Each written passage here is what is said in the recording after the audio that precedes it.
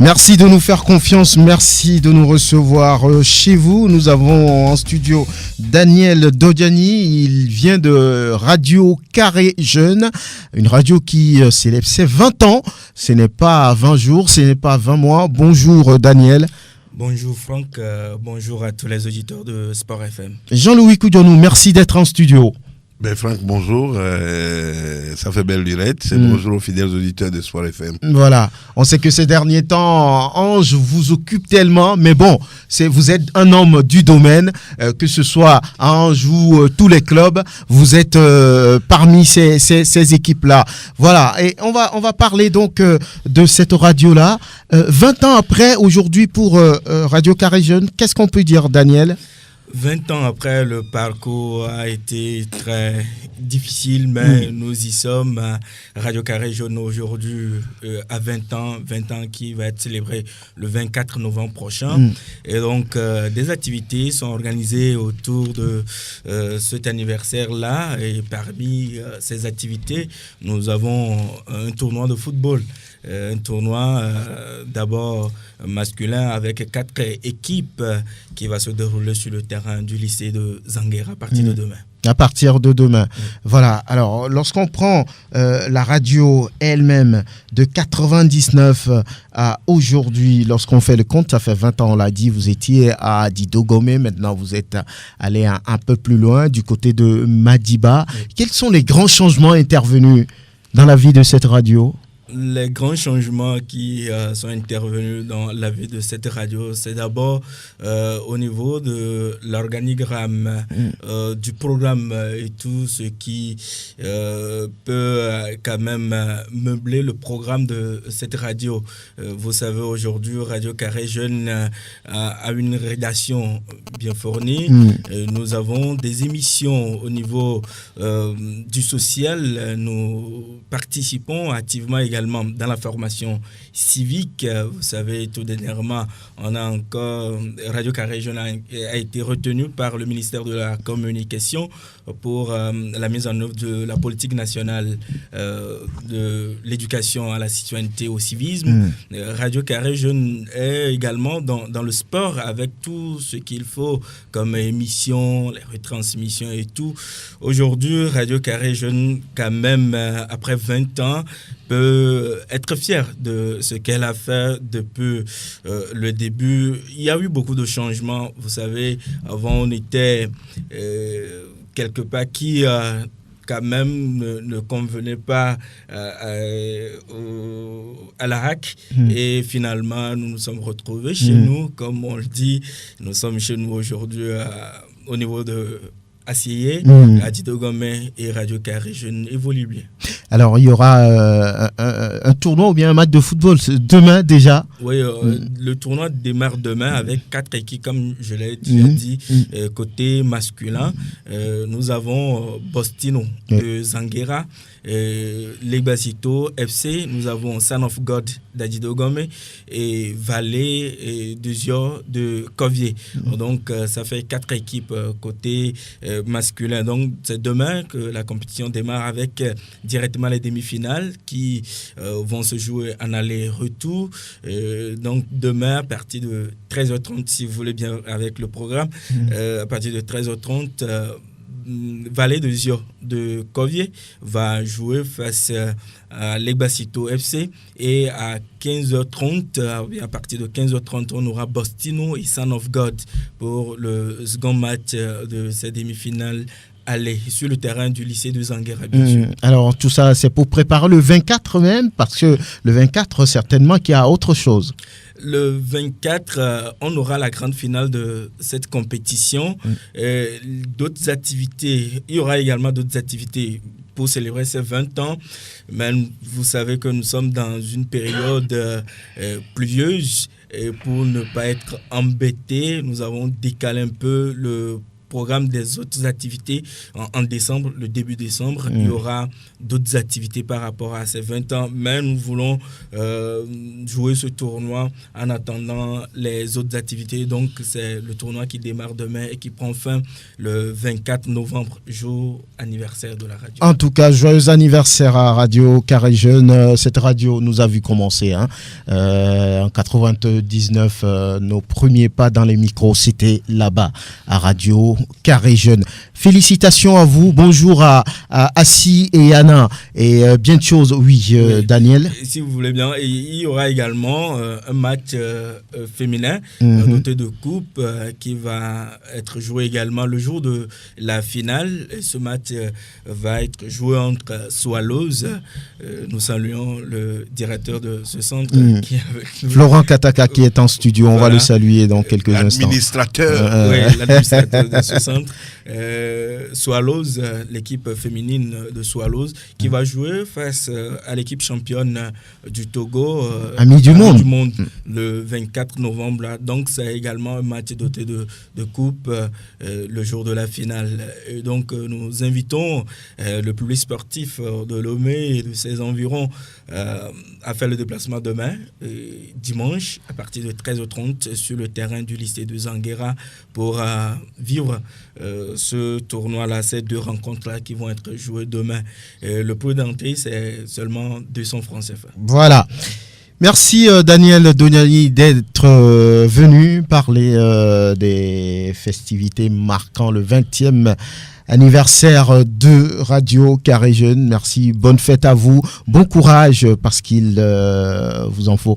Allez, à très très bientôt. Merci également vous et pour tout ce que vous faites pour l'espoir au Togo.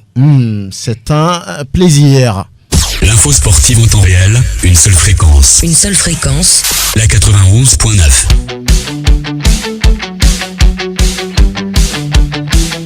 Et voilà, on est toujours dans cette émission Samedi Sport sur la référence sportive et on accueille Florent Kataka. Il est le président de 2AFoot et puis l'administrateur du centre Swallows. Bonjour, bonne arrivée. Bonjour Franck, bonjour à tous les auditeurs de Sport FM, bonjour à tous les amis sportifs du Togo. Tout va bien? Merveilleusement bien. Voilà, on va parler dans quelques instants de football à la base avec cette compétition lancée par la Fédération togolaise de football, la Coupe de la Fédération pour les moins de 17 ans, juste derrière cette pause. Voilà, merci de nous être fidèles. On vient de le dire, la Fédération a finalement pensé au football à la base avec cette compétition dénommée Coupe de la Fédération pour les moins de 17 ans. Ezekiel Aïe nous donne quelques détails. À l'issue d'une rencontre avec les acteurs de ce secteur ce mardi à Lomé, l'instance annonce un championnat national U17. La Coupe de la Fédération, c'est le nom donné à la nouvelle compétition. Son objectif principal est de préparer la relève de demain selon les initiateurs. Plus tôt, la FTF a regroupé les responsables de centres de formation, associations d'entraîneurs de football, responsables de sports scolaires et universitaires. Le but, avoir un regard professionnel sur le travail au niveau des centres de formation et au niveau des formateurs de jeunes, lit-on dans un communiqué. Comme on vous l'a dit, on va parler football à la base, football de jeunes naturellement. Nous avons également des représentants de AC Foot, vous savez, deux grosses associations qui dirigent, qui patronnent le football à la base ici au Togo, 2AFoot, représenté ici par son président Florent Egra Kataka, et également en studio on a ADT Kodjovi, Farid Aoun qui viennent à l'appui à l'administration de AC Foot. Bonjour. Bonjour. Bonjour. Vous allez bien? Oui. Bonjour. Bonjour. Et le football là-bas, ça va? AC Foot, tout va bien? Ah là, on peut le dire ainsi, ça va. Très bien. Florent Kataka, la fédération vous a entendu. Vous êtes d'accord? Question vraiment drue. D'accord sur quoi en fait? Sur une compétition qui va maintenant donner l'opportunité aux jeunes de s'exprimer au football à la base, de pouvoir... oui, on me fait signe que Guler est en ligne. Juste quelques instants. Guler Inoussa depuis Enugu, bonjour. Bonjour, bonjour aux auditeurs de la référence sportive S93.9 La Rue, c'est Colibri Sport FM, est toujours notre radio, la radio au cœur des événements, la radio qui bouge un peu partout, la radio qui notre nation, le Togo, partout où besoin sera. Nous sommes ici à Enugu, on est parti de Lomé depuis pratiquement jeudi matin et nous sommes pour l'assaut final de demain. Que soyez rassurés, tout est prêt pour le match de demain. 15h, heure du Nigeria, 16h, heure de chez nous. Il faudrait quand même se dire que tout est prêt ici. Nous sommes avec Kassoum Guyazou, l'entraîneur, cet homme qui réussit notre page de son histoire. Kassoum Guyazou, bonjour. Bonjour, monsieur le journaliste. Comment s'est passé le voyage, Guyazou Kassim? Le voyage a été très pénible, mais par la grâce de Dieu, on a pu enfin arriver à Enugu. Nous sommes à la veille de ce match retour face à Enugu en Nigeria, en rappel. Vous les avez battus à Lomé 2-1. Ça sera demain, Kassoum Guyazou. La veillée d'armes de ce match aujourd'hui. Que va-t-il se passer avant qu'on arrive à demain? Aujourd'hui, les joueurs, on est en train de les parler, de les conscientiser et eux-mêmes avoir leur visage tout de lit dans leur visage, qui sont décidés sur leur propre histoire. Et ils savent aussi que en rentrant en poule, ils se mettent en vitrine pour mieux faire partie des joueurs qui ont écrit leur histoire dans le pays de notre cher qui est le Togo. L'ambiance est au beau fixe quand vous attendrez Kassoum Guyazou. Oui, l'ambiance est très très beau fixe et les joueurs ils sont déterminés à faire le boulot pour rentrer en poule. Vous promettez quoi à la nation tout entière, c'est-à-dire le Togo, demain, pour le discipline finale du quatuor égyptien? On les promet la qualification à travers tout ce qu'ils nous ont soutenu jusqu'aujourd'hui. Donc le jeune club ATK a fait un bon parcours et cela va passer aussi par la le public togolais est derrière nous, on est conscient et on les promet la victoire. Votre mot de fin, Kassoum Guyazou? C'est de leur demander de beaucoup et continuer à et pour que demain, face au final, de se qualifier à la fin de tout ce Très bien, nous, Yamapans, vous avez écouté le coach Kassoum Guyazou en direct sur le Nouveau. Et je crois que tout est fait ici, comme il a dit tout à l'heure, tous les ténors du club de l'ASC de Tiara sont arrivés ici. Il y a Mani au carré, ça Paul Mani et Mani au Gajar. Il y a Agoro au carré, Agoro Astra et Agoro Ismaël. Au sous-côté Jean Koutaga, Kofi Kodé, Abdoul Sabo. À Bandjala, Nan Richard, Kouro, Thierry, Tekiline et d'autres partis sont contents. Et le reste du programme, nous n'en avons et cet après-midi, tout le coup de 16h, heure du Nigeria, 15h, heure du Togo, il y aura la reconnaissance officielle du stade à Dikwe Stadium, qui est situé pratiquement à 10 minutes de notre hôtel. Et après cette reconnaissance, les enfants reviendront. Il y aura aussi la réunion technique qui va prendre part, Jean-Marie Hello et Bobozi, qui est le secrétaire général du club. Et c'est de là que sortira les spécimens qui porteront les gares du Togo. Et attendez-nous demain après-midi, Inch'Allah, tout le peuple va jubiler sur le retour de nos ambassadeurs de Paris et des îles, ce que nous allons maintenant demander aux évêques, aux pasteurs, aux imams, presque tout le peuple togolais, les 7 millions de imams, c'est de se dire que nous avons envoyé des vaillants combattants à Enugu et ils doivent revenir avec le simple bon mission accomplie. Terre Innocent, Enugu, envoyé spécial de la radio Soir FM Togo, Franck Mouniama.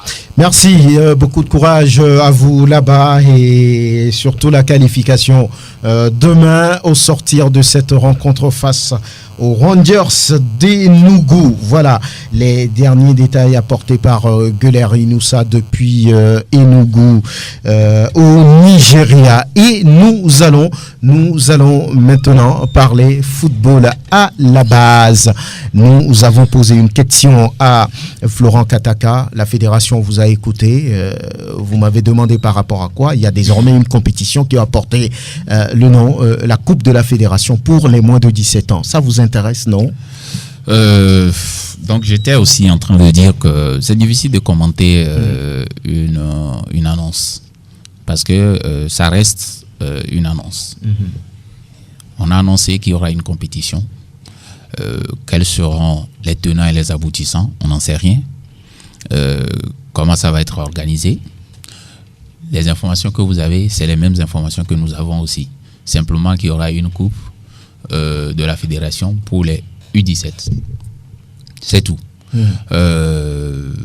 On a, je pense que en avant-cuisine, il y a quand même des initiatives qui vont être prises pour discuter en profondeur de comment ça peut se faire. Peut-être qu'il y aura des changements dans la formule. Peut-être que la décision va être retorquée ou qu'on va carrément changer de fusil d'épaule. Donc, pour l'instant, vous ne jubilez pas. Voilà. Vous voulez voir venir les choses. Tout simplement. On nous a annoncé un championnat qu'on n'a jamais vu. Donc, et ça, je vous dirai pas que ça pourra se faire, ça ne pourra pas se faire. C'est à eux de nous le dire. Et pour cette fois-ci, ce que je sais, ils comptent sur nous pour les aider à ce que cela puisse arriver. Et nous n'allons pas rechigner à le faire. Et nous pourrons apporter notre contribution tant qu'on peut.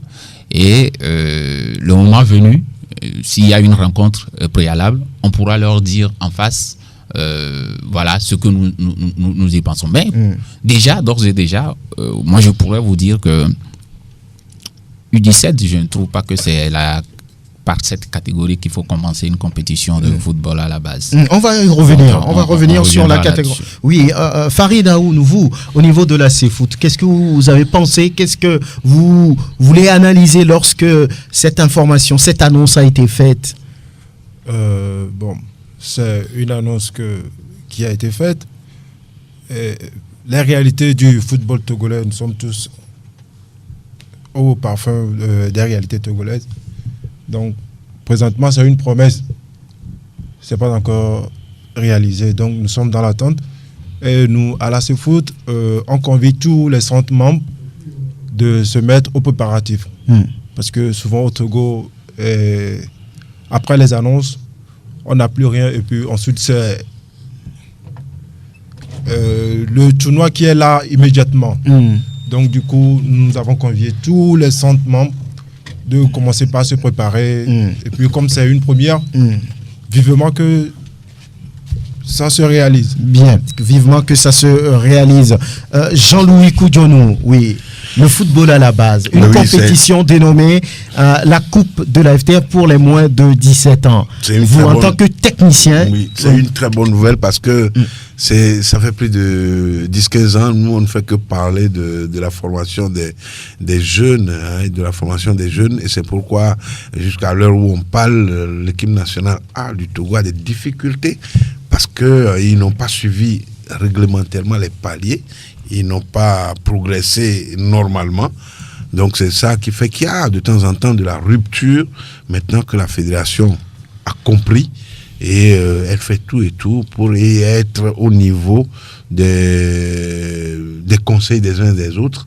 Moi, je trouve que c'est une très bonne nouvelle, surtout que ça commence par les 8-17. Pourquoi pas les années à venir, revenir à mais 8, pas 13, encore de date, rien de tout. Vous c'est une annonce. C'est une annonce. Maintenant, on attend la faisabilité de la chose parce que le tout n'est pas d'annoncer, mais il faut être concret. Il faut agir dans le concret. C'est bien de faire l'annonce et nous, ça m'a fait plaisir personnellement moi, mais je les attends. Il faut que rapidement... c'est des championnats, des 1, des 2, des 3 qui peuvent, même les U17, qui peuvent se jouer simultanément. On n'a pas besoin, c'est pourquoi en semaine même, les U17 c'est pratiquement des élèves, on peut jouer déjà mercredi. Et les samedis matins, on peut jouer. C'est aussi un championnat. Donc, il faut faire le maximum de choses en un minimum de temps. C'est bien, on les attend pour le démarrage de cette compétition lancée.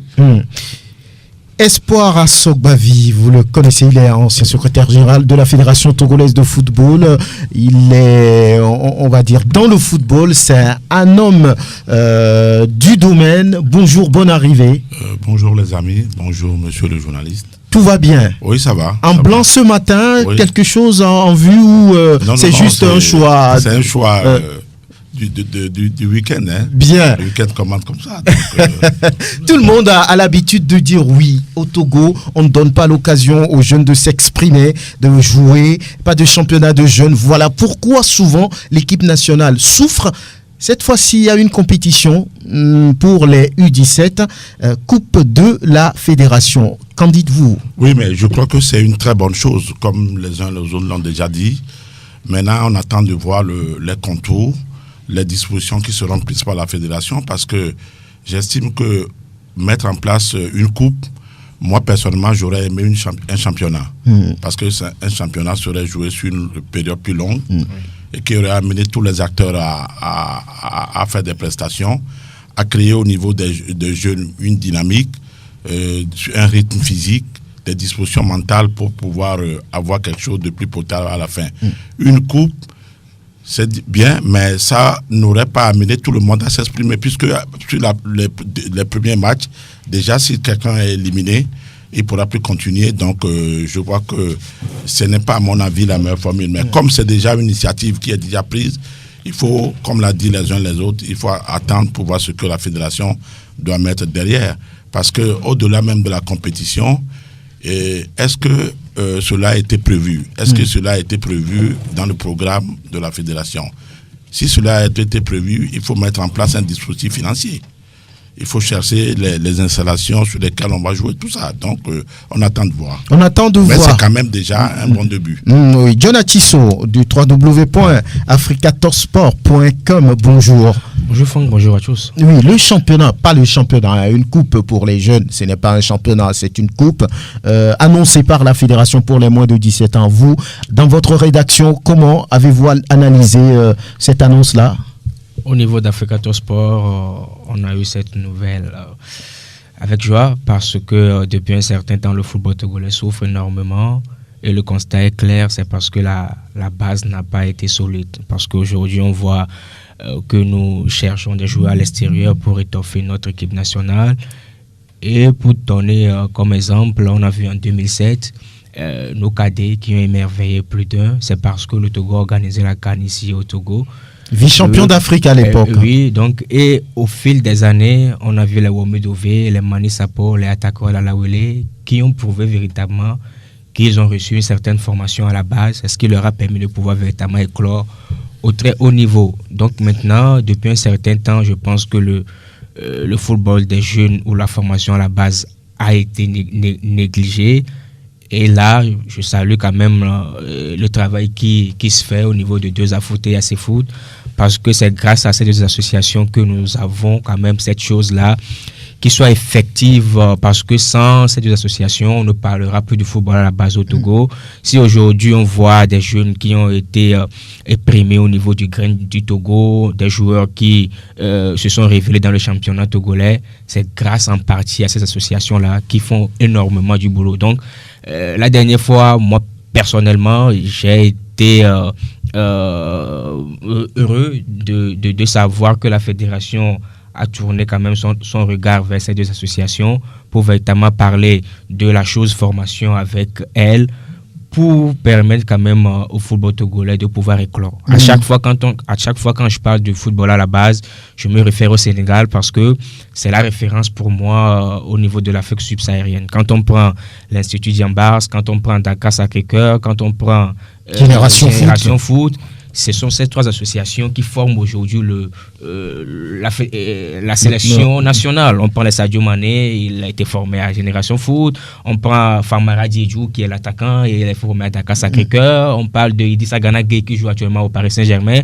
formé au Diambars. Cela veut dire que quand vous mettez les moyens au niveau de la formation des jeunes, la réussite y est. Et aujourd'hui, le Sénégal est un exemple. Et je pense que la Coupe de la Fédération, c'est une bonne chose. Mais comme vient de le dire l'ancien SG, on préfère un championnat à la coupe parce qu'on sait qu'une coupe ne peut durer qu'un mois, mais un championnat s'inscrit dans la durée. Ça va permettre quand même aux jeunes de pouvoir s'aguerrir, de faire les déplacements, de faire tout, de connaître les réalités du football de très haut niveau dès le bas âge. Et je pense véritablement que pour le moment, c'est une bonne nouvelle parce qu'on a plus de compétition pour cette catégorie, mais il va falloir quand même repenser au format. Florent, vous avez dit que c'est une annonce, vous attendez de voir, vous faites Saint-Thomas, vous voulez voir avant de pouvoir applaudir, mais pour vous également, la catégorie pose problème. Pourquoi ? Oui, j'ai aussi souligné qu'il compte sur nous pour contribuer à ce que cela soit faisable. Nous sommes entièrement disponibles. Vous savez, nous crions depuis... Quand vous dites nous, c'est Deux à Foot, c'est Swallows ou... Non, Deux à Foot. Je suis là bien. Au nom de Deux à Foot. Deux à Foot, bien. Voilà. Nous crions qu'il n'y a pas, il n'y a rien. Et imaginez que maintenant qu'il y a une initiative, qu'elle soit à la hauteur de nos attentes ou pas, et nous disons que non, c'est nul, non, les gens vont pas nous prendre au sérieux. Mais je dis aussi de faire attention, il faut, quand on veut faire des choses, essayons de les faire en profondeur. Ne cherchons pas à guérir un cancer avec du paracétamol. Il faut vraiment toucher du doigt les vraies réalités que nous avons et poser le diagnostic réel et maintenant trouver la remède, ce qu'il faut exactement.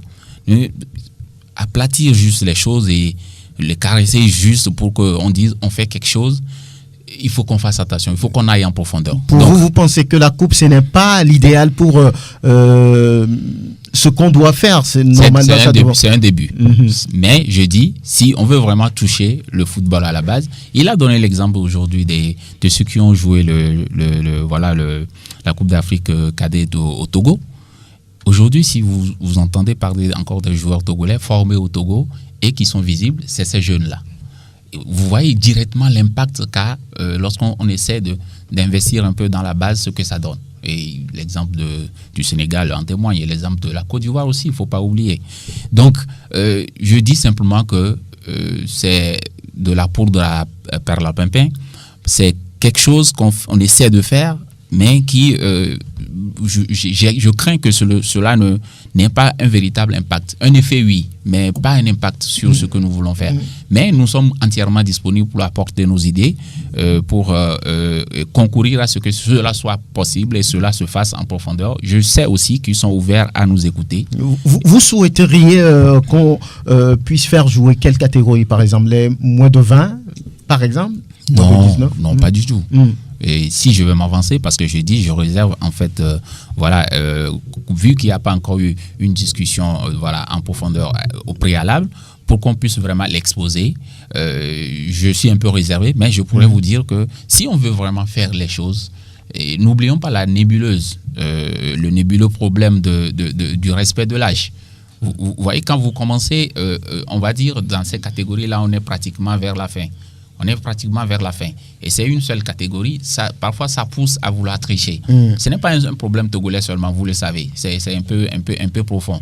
Mais quand vous commencez par la vraie base, c'est-à-dire que les 8-13, par exemple, les benjamins, et il est souvent difficile de tricher là-bas. Et cela permet quoi? Cela permet de constituer une base. C'est-à-dire que nous sommes déjà en bas. Et l'année prochaine, si on veut faire U15, c'est tout facile. On sait que donc c'est ceux qui ont fait U13 de l'année passée qui vont faire le U15. Être reversés. Voilà. Maintenant, vous faites U17 d'un trait. Il n'y a pas de base. On ne sait pas. C'est des gens qui vont apparaître juste comme ça. On ne sait pas s'ils ont fait les différentes catégories. On les impose. Et maintenant, vous allez revenir derrière peut-être un jour pour vouloir faire U15, U17. C'est compliqué. Voilà. Oui, mais moi, je voulais ajouter deux choses. La première chose, c'est ce que m'a dit mon ami journaliste. Bon, je crois qu'aujourd'hui, nous, on est loin, on est dans des années-lumière du football de la base. Vous parlez de Génération Foot, voilà, Diamba, de Sacré-Cœur, tout ça. Mais ces centres de formation, c'est des centres de formation qui sont mondialement connus et qui sont universellement reconnus de tout le monde. C'est des gens qui ont investi des milliards pour arriver là où on est. Moi, chaque fois quand je discute avec mon ami, bon, je crois que des fois il s'énerve, mais je dis non, mais je crois qu'il faut reprendre à la base le concept et la notion même de centre de formation dans notre pays. On a vu jusqu'à aujourd'hui ces centres de formation, à quoi ça nous a amené? Vous voulez dire qu'il y a un peu de désordre autour? Non, pas de désordre. Je crois que le concept même doit être repensé. Parce qu'on ne peut pas avoir des centres de formation. On en a au moins 36 000 au Togo aujourd'hui. Mais le football togolais... 36 000. Oui, mais c'est une façon de parler. Ça veut dire qu'on en a tellement. Et que la finalité d'un centre de formation, c'est quoi? C'est pour bonifier les clubs et pas ricocher l'équipe nationale. Mais c'est pas ce que nous avons aujourd'hui. Vous parlez du Sénégal. Moi, je suis en train de regarder. Vous savez qu'on joue aujourd'hui la Coupe du Monde des 8-17. Moi, j'ai regardé tous les matchs de tous les pays africains. Le Sénégal aujourd'hui n'a rien à envier aux équipes européennes. J'ai regardé le match du Sénégal contre le Brésil. Au finish, le Sénégal même a failli battre le Brésil. Et tous les joueurs brésiliens sont unanimement reconnaissent que le football sénégalais, c'est l'un des footballs les plus prisés aujourd'hui au monde. Vous l'avez dit, c'est la référence. Mais si on veut en arriver là, je crois que il faut repenser. Il faut un cadre, vous voulez dire? Oui, il faut un cadre juridique d'abord. Et puis, il faut repenser tout le système du centre de formation dans notre pays. Parce que dans notre pays, tout le monde se lève un matin et dit qu'il crée un centre de formation. Y a-t-il une différence entre académie et centre de formation? Moi, je ne sais pas. Oui, bien sûr, bien sûr. Monsieur le juge, bon, d'abord, je rectifie que oui, mais parce que je me fâche lorsque vous en parlez. Parce qu'on s'est très souvent retrouvé sur des plateaux. Et je crois que son problème, c'est que lui-même, il est allé en Europe. Et depuis qu'il est revenu de l'Europe, il est allé voir les choses. Et il a changé. Non, pas du tout. C'est pas vrai. Mais non. Ouais, Florent, c'est un perfectionniste lui aussi. Voilà, je suis pas du tout versatile, ni recto verso ou vice versa, je sais pas. J'ai toujours été cohérent dans mon raisonnement et il y a jamais. On ne peut jamais dire qu'il y a trop d'académies. Chaque fois qu'on se retrouve sur des plateaux, monsieur le juge et grand frère, je vous l'ai dit et j'en suis sûr parce que nous vivons la chose. Nous avons les pieds dans la boue, comme on le dit. Et vous appréciez la chose de loin, si j'ose dire ça ainsi. En vivant la chose, ce n'est pas la même chose. Vous voyez la Côte d'Ivoire aujourd'hui, c'est des milliers d'académies. Personne n'en parle. Oui, vous prenez le Sénégal. Je vais vous donner le cas de la Côte d'Ivoire. La Côte d'Ivoire aujourd'hui, le football à la base à la Côte d'Ivoire ne marche plus. Attendez, je vais vous dire. Oui, qu'est-ce qu'ils font rapidement je vais vous dire, la Côte d'Ivoire avait dans la sous-région les meilleurs tests sur la formation des jeunes. Aujourd'hui, on en a créé tellement. L'État n'a pas fait ce qu'il fallait faire pour arrêter tout ça. La Côte d'Ivoire ne produit plus de joueurs au haut niveau. Regardez la dernière CAN. Le seul joueur ivoirien qui joue en Côte d'Ivoire, c'est Koulibaly. Et tous les joueurs viennent. Pourquoi le football ivoirien ne marche plus? Parce que ce que l'autre avait fait à la SEC, tout ça, on en a créé tellement que ça ne marche plus. Le Sénégal reste la seule référence dans la sous-région. Oui, mais est-ce que c'est parce que on dit souvent que la Côte d'Ivoire ne garde pas la sauce, mais depuis 2013 que la Côte d'Ivoire a gagné la Coupe d'Afrique des cadets. La Côte d'Ivoire n'y arrive plus. Et la Côte d'Ivoire est échouée pour aller au CHAN. La Côte d'Ivoire, les clubs ivoiriens n'y arrivent plus. Non, mais la raison, ce n'est pas parce qu'il y a trop d'académies. Je vous explique. Non. Quand vous donnez l'exemple du Sénégal, il y a aussi des milliers d'académies. Ce n'est pas parce qu'il y a trois. Laissez-le terminer, s'il vous plaît. Oui, Florent, ce n'est pas parce qu'il y a trois qui sont assez visibles. Aujourd'hui, quand on commence aussi par parler des académies du Togo, on parle des références. On parle de Futur Star d'Agoué, on parle de Planète, on parle de Swallows. Donc, dans tous les pays, il y a des milliers. Même en France, il y a des milliers d'académies. Pourquoi vous dites que c'est parce qu'il y a beaucoup, c'est à cause de ça que ça ne marche pas? Ça, il n'y a même pas de lien. Pour ne pas dire, je ne vois pas le rapport. C'est indéniable qu'aujourd'hui, là où nous sommes, c'est vrai qu'il touche un problème intéressant. Et puis, c'est en quelque sorte le cadre qu'on disait qui n'était pas vraiment défini. Le cadre, il est défini. Et j'ai dit moult fois ici que le ministre Christophe Tchao avait sorti un arrêté qui porte création, organisation des académies de football. La dernière fois, à la réunion à la fédération, ils ont encore parlé de ça, ils l'ont sorti. Et moi, j'avais cette copie. Sauf que ils n'ont jamais voulu. Ils avaient commencé la procédure, ils avaient même fait la visite de certains centres. Mais après, rien n'y fait. Et je fais simplement rapidement le corollaire avec les écoles primaires et privées. L'État, à un moment donné, s'est rendu compte que nous ne pourrions pas tout faire. N'oubliez pas l'aspect éducation des académies. Vous, quand vous parlez qu'il y a trop, vous regardez simplement que l'aspect mercantiliste. Comme si les gens forment juste pour vendre et il y en a trop et il y a de la bouillabaisse. Non. N'oubliez pas que lorsque nous mettons des enfants ensemble, même s'ils sont 4 ou 5, Ça, c'est de l'éducation qui passe là-bas. C'est des jeunes qu'on empêche d'aller faire des conneries ailleurs, à qui on inculque au moins quelque chose. Nous sommes d'accord qu'il faut avoir des formateurs, de bons formateurs, il faut avoir un cadre formel pour pouvoir mettre des gens dans les choses. Mais c'est à l'État de réguler le domaine. Si nos associations sont créées, que ce soit CFoot, que ce soit 2AFoot, c'est justement pour nous réguler nous-mêmes. C'est justement pour nous éduquer. D'ailleurs, nous nous sommes dotés d'une charte déontologique d'abord, et une charte qui va permettre à ce que chaque académie membre puisse respecter un certain nombre de règles économiques, factuelles, juridiques, pour qu'au moins qu'on sache que l'enfant est moulé dans quelque chose qui pourrait quand même le construire pour demain. Donc, ne jetons pas l'eau et le bébé pour en vous, même temps. Ce n'est pas parce que les centres sont trop nombreux qu'il y a de la pagaille pour vous. Il n'y a même pas de lien là-bas. Il n'y a même pas du tout de lien entre le fait qu'ils sont nombreux. Il y a beaucoup qui sont organisés, parce que chaque fois, on le dit, et c'est normal si ça se dit comme ça qu'on se fâche. Parce qu'on a l'impression que rien ne se fait et que tout ce qui est là-bas, c'est mauvais. Tout le monde est mauvais. D'abord, la dernière fois, on parlait des coachs, que oui, dans les académies, il n'y a pas de coach intéressant. Mais si je vous donne des exemples, je donne simplement l'exemple de Swallows. Nous avons au moins 5 coachs qui ont la catégorie BCAF. Bon, on parlera bien sûr du niveau de ces diplômes. On sait est d'accord. Ces diplômes. Oui, on sait. Je savais. C'est pour ça que je vous ai dévancé. Je savais que vous allez venir là-bas. On connaît ça. Mais sachez quand même que c'est des jeunes qui sont formés et que nous ne faisons pas juste des choses comme ça. Effectivement, il y a monsieur, le président des AFoot, qui a fait sortir vraiment des problèmes qui sont par rapport à la réalité togolaise sur le terrain, ce que nous vivons au niveau des académies, des centres. Donc, par rapport à l'initiative prise par la fédération, oui. Moi, je dirais que concernant toutes les académies au Togo, il y a la plupart qui commencent avec la catégorie U17. Donc, je me dirais que c'est par rapport à ça que la fédération a pris sur elle de commencer puisqu'on a eu un temps à sillonner le Togo de Lomé jusqu'à Sokodé. La plupart des académies n'ont pas la basse catégorie. C'est-à-dire les U13 et autres. Eux tous, ils commencent par la catégorie U17.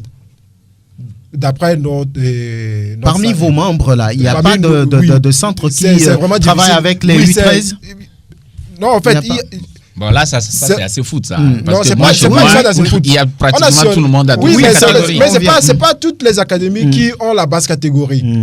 Mais c'est quoi la base? Vous dites ça sur quelle base? U13. Mais vous avez des statistiques qui prouvent qu'ils n'en ont pas? Non, pas. Bon, en tout cas, peut-être les membres de la CFoot, peut-être ils parlent de ça. Parce qu'on a eu dernièrement, on a eu aussi à effectuer, je sais pas comment dire, un truc pour les jeunes au centre Olympe Africa. On a eu à convier les centres qui sont même à Lomé de venir avec leur catégorie de U13, U15, U17, mais c'est à peine on a eu les catégories U13 et Donc U15. pour vous, cette catégorie est bien choisie, les U17. Pour le moment, je dirais que cette catégorie, puisque c'est plus, ce sera plus structuré, voulez-vous dire. À commencer avec cette catégorie. Et puis bon, les éditions à venir, on aura un série comme ça. Franck, si tu le permets, c'est tout à son honneur de souligner, de donner son avis et de donner une chose.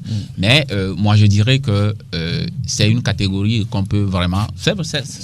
Peut-être que quand on va discuter, on va se rendre compte que oui, c'est U17 qui est bon. Moi, je ne dis pas que c'est une décision qui faut prendre. Non, en fait, je ne dis pas que c'est bon. Maintenant, mais je souligne quand même que si moi je donne l'exemple de 2AFoot, la première activité qu'on a menée, c'est à Lomé. Nous avons pu réunir plus de 80, et je dis 80, plus de 20 académies qui avaient des U13. 20 en une seule journée. Nous avons mis 10 sur le terrain de Lomé Karting, 10 sur le terrain de Olympe Africa.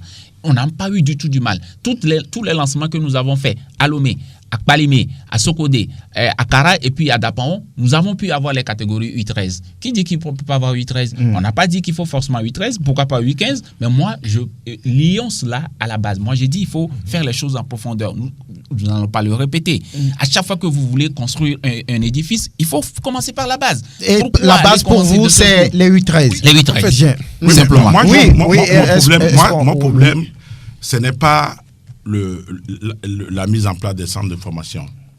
Mon problème, c'est la compétence des gens, leur expertise. La finalité que nous avons aujourd'hui à avoir des joueurs de cercle pour bonifier l'équipe nationale. Ça, c'est ça la finalité. Le problème, ce n'est pas d'avoir les centres de formation. Qu'est-ce qu'on en fait? Et quelle est la finalité de ces joueurs-là? Ils vont voir. Vous dites bien, le problème, ce n'est pas d'avoir des centres de formation. Non, le problème, ce n'est pas d'avoir des centres, en ce sens que on peut avoir beaucoup de centres de formation. Mais quelle est la finalité? Je suis heureux que je viens. Je vous ai. Quelle est la finalité? Il faut quand même un cadre pour. Non, mais attends, je vais vous donner un exemple. Quand vous prenez aujourd'hui l'exemple du joueur de. Comment il s'appelle? Qui a joué à Togo Port. Et quel joueur? Orosama Hakim. Orosama Hakim, moi j'ai toujours pensé que c'est les types de joueurs formés ici qui auraient pu apporter beaucoup à notre pays. Aujourd'hui, Orosama est où? Il a été à Lille, il n'a pas pu rester là-bas, il joue dans un club au Portugal. Ce club est 19e et lui-même, il n'a pas de temps de jeu. Donc c'est pour vous dire que mon problème, ce n'est pas qu'on ait 1000 centres de formation. C'est la finalité et ce que ça peut rapporter à notre pays. Vous avez dit que la formation n'est pas bonne. Jean-Louis Coutonnou, vous êtes technicien. C'est pas que la formation n'est pas bonne. Ce que je veux dire, terminez. Ce que je veux dire, moi je crois qu'on n'a pas l'expertise. On n'a pas l'expertise pour pouvoir former les gens au Togo. Ah ben, vous sous-estimez les techniciens togolais. C'est ça. Je ne les sous-estime pas. Mais j'estime aujourd'hui qu'on n'a pas l'expertise. Oui. Jean-Louis Coutonnou, vous êtes technicien. Vous êtes technicien. Ben, que pensez-vous? Il dit quelque chose qu'on n'a pas l'expertise. Écoutez, il faut dire qu'on n'a pas les bons coachs. C'est ce qu'il veut dire. Non, mais il y a une chose qui est sûre. Il faut toujours commencer quelque part un jour. Ça, c'est important. Le Togo est véritablement en retard sur beaucoup de choses. Mais la petite formation dont ont bénéficié les jeunes encadreurs, il faut qu'ils les mettent à profit. Et si ils ont eu 2 semaines de formation pour avoir une licence, s'ils ne l'exercent pas, est-ce qu'ils vont attendre pour aller en Angleterre, en Allemagne, pour avoir la licence A professionnelle avant de commencer par dispenser des cours dans les centres de formation? C'est aussi ça. Et il faut une certaine progression pédagogique au niveau des centres de formation. Ce n'est pas tout le monde. Vous voyez, le plus diplômé dans un centre de formation, dans les académies, là, c'est habituellement ceux qui ont les grands diplômes. C'est ceux qui ont les grands diplômes qui prennent les enfants, les 6 ans, les 8 ans. C'est pour véritablement inculquer la vraie notion de football à ces enfants-là avant qu'ils ne commencent pas à gravir les échelons. Donc, Espoir, moi personnellement, je dis, nos encadreurs, on ne nous a pas donné des moyens au Togo pour aller nous former. Ça, nous-mêmes, le pauvre Togolais que nous sommes, on n'a pas de moyens pour aller se former. Il y a des bourses qui sont venues dans ce pays ici. Je me rappelle, quand moi j'étais à l'Institut national de la jeunesse et des sports, les directeurs de sport, quand la bourse arrive, quand ils n'ont pas un parent pour envoyer en stage, ils mettent le lot de bourses sur la table, sous le calendrier jusqu'à péremption. Et ça, c'est pas... Oui, ça, c'est pas normal. C'est pourquoi on est à ce niveau-là. Si tu le permets, j'estime que nous, ici, on représente un peu la base. Et comme je l'ai dit, nous avons le pied dans la boue et nous savons ce que c'est. La meilleure des formations, chers grands frères, mes 2 grands frères d'ailleurs, c'est la pratique. C'est oublier les 2 semaines de formation dont vous parlez, vous dites, ouais, qui a organisé cela? Monsieur le juge, vous avez fait partie de ceux qui ont dirigé le football au Togo. Au moment là, vous aurez pu aussi faire changer les choses. Et jusqu'à aujourd'hui, vous êtes un grand frère Franck, qui s'il vous plaît, je ne suis pas allé à l'encontre. Non, je parle de façon globale. C'est comme si tu me dis que la formation... Pas du tout. Moi, j'aurais dit, le grand frère, et jusqu'à aujourd'hui, vous êtes une référence en matière de football, mais aider à réformer la chose. Si c'est ça qui pose problème.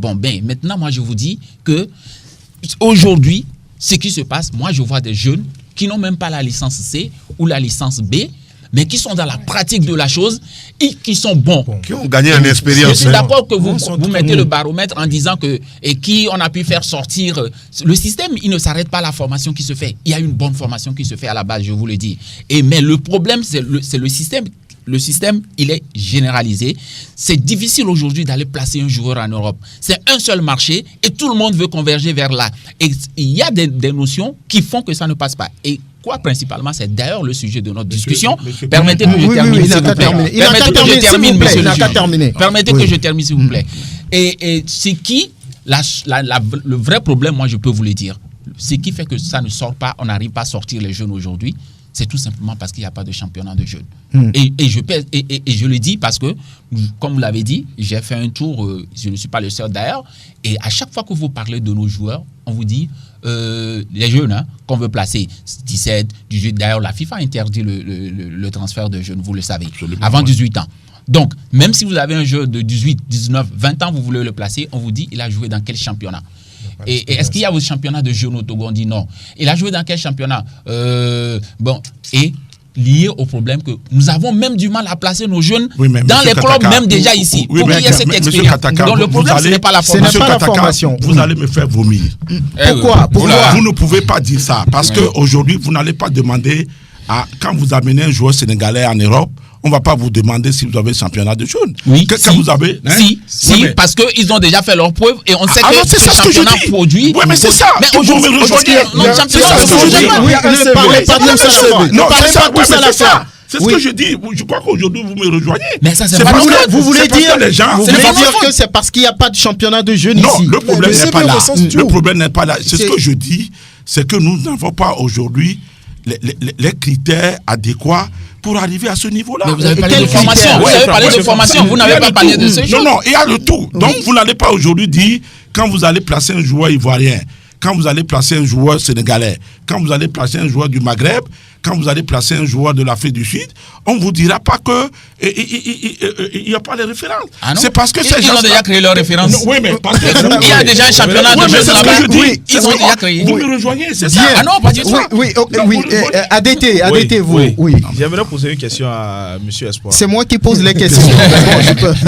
Je vais vous dire quelque chose. Non, je vais vous dire quelque chose. Il y a 4 ans, lorsqu'on a fait le tournoi de l'Imoya à Lomé, on était minable. Mais aujourd'hui, vous voyez là où on est arrivé. Ça veut dire qu'il y a eu du travail qui a été fait au niveau de l'équipe nationale, au niveau de l'équipe nationale à prime. Moi, j'étais au stade lorsqu'on a fait le premier tournoi de l'Imoya à Lomé, mais j'en étais sorti groggy. Les joueurs n'avaient pas les fondamentaux, on ne pouvait pas aligner 3 places. Mais aujourd'hui, on a fait du progrès. Est-ce que vous reconnaissez que la formation est bonne alors? Non, mais parce que vous disiez que c'était la formation. Non, ce n'est pas la formation. C'est quoi alors? Au niveau de l'équipe nationale, à prime, on a travaillé. Travaillé comment? Oui, qui a travaillé si ce n'est pas les coachs et les champions? Moi, c'est pas au niveau de la sélection. C'est parce qu'on a fait. Oui, mais parce qu'on a su prendre les bons joueurs. Vous voyez ces bons joueurs, vous voyez, je pense. On a su prendre. Non, on a su prendre les bons. Non, parce qu'on a eu une régularité. Vous avez dit c'est la formation. Maintenant, vous reconnaissez que la formation, elle commence par Florent Kataka, Espoir Masogbavi, vous en avez. Il faut que la théorie soit d'abord bonne. C'est bon, oui. ADT, oui, allez-y, votre question. Oui, ma question est, monsieur Espoir parle de formation. C'est-à-dire, j'aimerais savoir si c'est côté encadrement qui est mal fait ou quoi. C'est ce que je dis. Moi, j'ai toujours dit que on n'a pas encore les éléments humains nécessaires pour l'encadrement dans notre pays. C'est-à-dire la formation. Vous revenez encore à la question. S'il vous plaît. Et en tant qu'ancien SG de la fédération, que pensez-vous faire pour décanter cette situation? Oui, moi je ne suis pas aux affaires. Oui, mais vous l'avez dirigé. Vous l'avez dirigé, je vous l'ai dit. Vous êtes conscient qu'il y a un problème au niveau de l'encadrement. Vous venez de dire que aujourd'hui l'équipe nationale A' a fait du progrès. Et c'est avec un technicien togolais à Balodossé. Oui, il y a 4 ans, avez-vous dit, il n'y a rien. Il n'y avait même pas les fondamentaux, dites-vous. Aujourd'hui, c'est fait. Ça veut dire que c'est des joueurs qui sont partis de quelque part. C'est ça. Des centres. Et oui. Mais les centres de formation dont je parle là, ces centres de formation existent au Togo il y a quand même déjà une dizaine d'années. La plupart des centres de formation qui existent au Togo, il y a la plupart une dizaine d'années. Oui, tout le monde souligne aujourd'hui le travail des centres de formation. Aujourd'hui, tout ce que nous voyons, on sait que c'est la base qui est en train de le produire. Tout ce que nous voyons même au niveau de l'élite, au niveau du championnat, c'est la base qui est en train de le produire. Et c'est de ces hommes-là qui ont été formés 2 semaines. C'est eux qui sont en train de produire ce travail. Et moi, je vous dis quand même que c'est des gens qui s'investissent jour et nuit, qui font la recherche. Les 2 semaines semaines de formation n'ont jamais suffi. Moi, je sais que nos coachs, tous nos coachs, d'ailleurs, que ce soit ACFoot, 2AFoot ou ceux qui n'y sont même pas, ils font des recherches, ils vont faire des stages. Moi, j'ai des coachs qui vont en Europe qui font des stages. Et d'autres coachs, d'ailleurs, même viennent ici pour nous former. Nous avons des gens comme Kodjo Afiadeniban, comme Charles Toclé, qui viennent de temps en temps, qui prennent des coachs, qui les forment et qui les suivent pendant 1 mois, 2 mois. Donc, ne dites pas que personne ne s'arrête. D'ailleurs, vous, après votre formation, vous n'allez pas me dire que vous n'avez plus étudié quelque chose. Ce n'est pas l'école seule. Mais c'est comme ça, ces coachs-là aussi le font. Voilà. Ils font de la recherche pour pouvoir, moi, je vous dis, vous oubliez aussi l'aspect éducation de la chose. Nous sommes dans le sport, mais nous sommes en train de construire des hommes de demain. Et ça serait trop facile de dire que non, la formation ici, elle n'est pas à niveau. Non, bien. On fait ce qu'il faut. Nous recevons aussi Henri Diagba. Il est conseiller du président de la Fédération togolaise de football chargé de connaître FIFA, licence des acteurs du Togo, vice-président de la commission football des jeunes, futsal et beach soccer à la FTF. On parle justement de football des jeunes. Bonjour Henri Diagba. Bonjour Franck et bonjour à tous mes amis autour de la table. Alors, une coupe pour les moins de 17 ans. Vous êtes à la fédération. Voilà. Qu'est-ce qu'on peut dire là-dessus? Bon, c'est vrai que ça a été lancé par le président de la fédération la semaine passée. Ce n'est qu'un début. C'est vrai qu'on est très, très, très en retard. Notre commission a fait un travail de base pour faire jouer un championnat, en fait, comme la D3 l'a fait. Confier l'organisation de ce championnat de la base à toutes les ligues, les 6 ligues, et faire appel aux clubs, aux centres de formation, aux académies de leur juridiction, de se préparer et jouer un championnat. D'abord, non seulement faire l'affiliation, l'engagement, et essayer de voir le nombre de clubs U17, U15, U14, U13 et organiser un championnat de base pour ressortir les 2 meilleurs de chaque ligue et l'envoyer maintenant au niveau de la fédération pour en faire un championnat d'élite nationale. Donc l'idée a été avancée, là, notre commission a travaillé là-dessus, nous avons envoyé cela à la fédération. Et puis par rapport au temps et par rapport au rendement ou aux échéances qui attendent l'équipe nationale U17, disons, c'est Aïvi qui gère cela. U17, c'est Maurice Noussoudien qui attend Maurice Noussoudien. Le président a demandé, bon, ok, il a déjà l'ossature de U17, il faut quand même faire une coupe et essayer de voir, de nommer à 5 ans les meilleurs talents qui peuvent être encore chopés et greffés à l'ossature de Maurice Noussoudien. C'est l'objectif. Et démarrer quelque chose.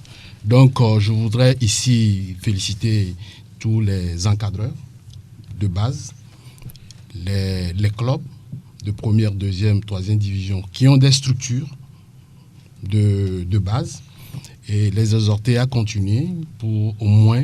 Parce que la finalité de tout cela, c'est les clubs et l'équipe nationale.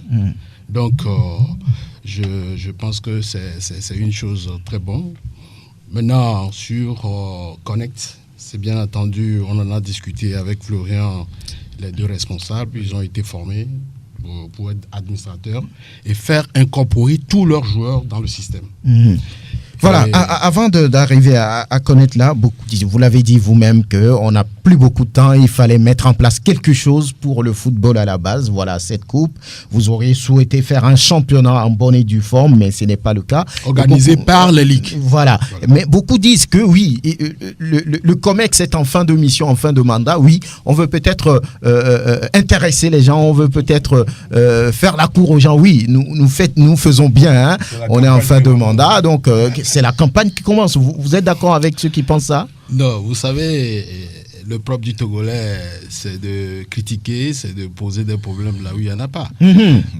La fin du mandat, c'est en février. Oui. Nous sommes en octobre. Est-ce que les activités de novembre à février vont s'arrêter parce qu'il y a une élection en vue? Pour moi, je ne prends pas le problème sur ce temps. C'est vrai qu'on est très, très, très en retard. C'est aussi vrai que par le passé, il y avait des centres de formation, à l'instar le centre de formation de Akoussa Camelio, et dire haut et fort que Adebayor Cheyi, qui a été le meilleur joueur togolais, n'a jamais joué le championnat togolais. C'est au cours d'une coupe qu'il a été détecté par les dirigeants de Metz. Et je pense que c'est les Asogbavi ou Kosivin Rera qui étaient aux affaires. Tu étais membre en ce moment et Kosivin Rera était secrétaire général. Que Cheyi a été détecté. Alors, il a été envoyé à Metz pour pouvoir monnayer ses talents. Maintenant, le problème, le drame, c'est qu'arrivé à Metz, le système Connect, vous allez poser la question là-dessus, le système Connect était déjà en vogue en Europe, en Asie, aux États-Unis, ainsi de suite.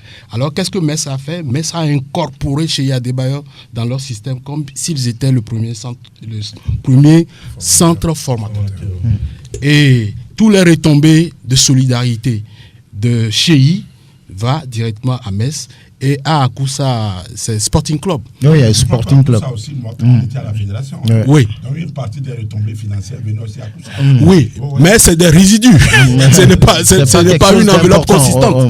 Donc, dire aujourd'hui que les centres de formation ne font pas grande chose, je pense que les BABA sont Vous n'êtes pas d'accord là-dessus. Oui, un championnat ou bien une coupe, n'importe comment, ça demande une certaine organisation, une certaine disposition, certaines dispositions à prendre. Moi, je ne suis pas d'accord lorsqu'on dit que la fédération fait du... Doucement. Lorsqu'on dit que la fédération fait comme vous l'avez dit tout à l'heure, fait, comment dirais-je, prépare, c'est pas une question d'élection. La fédération est sur un service public, il y a une continuité des services publics.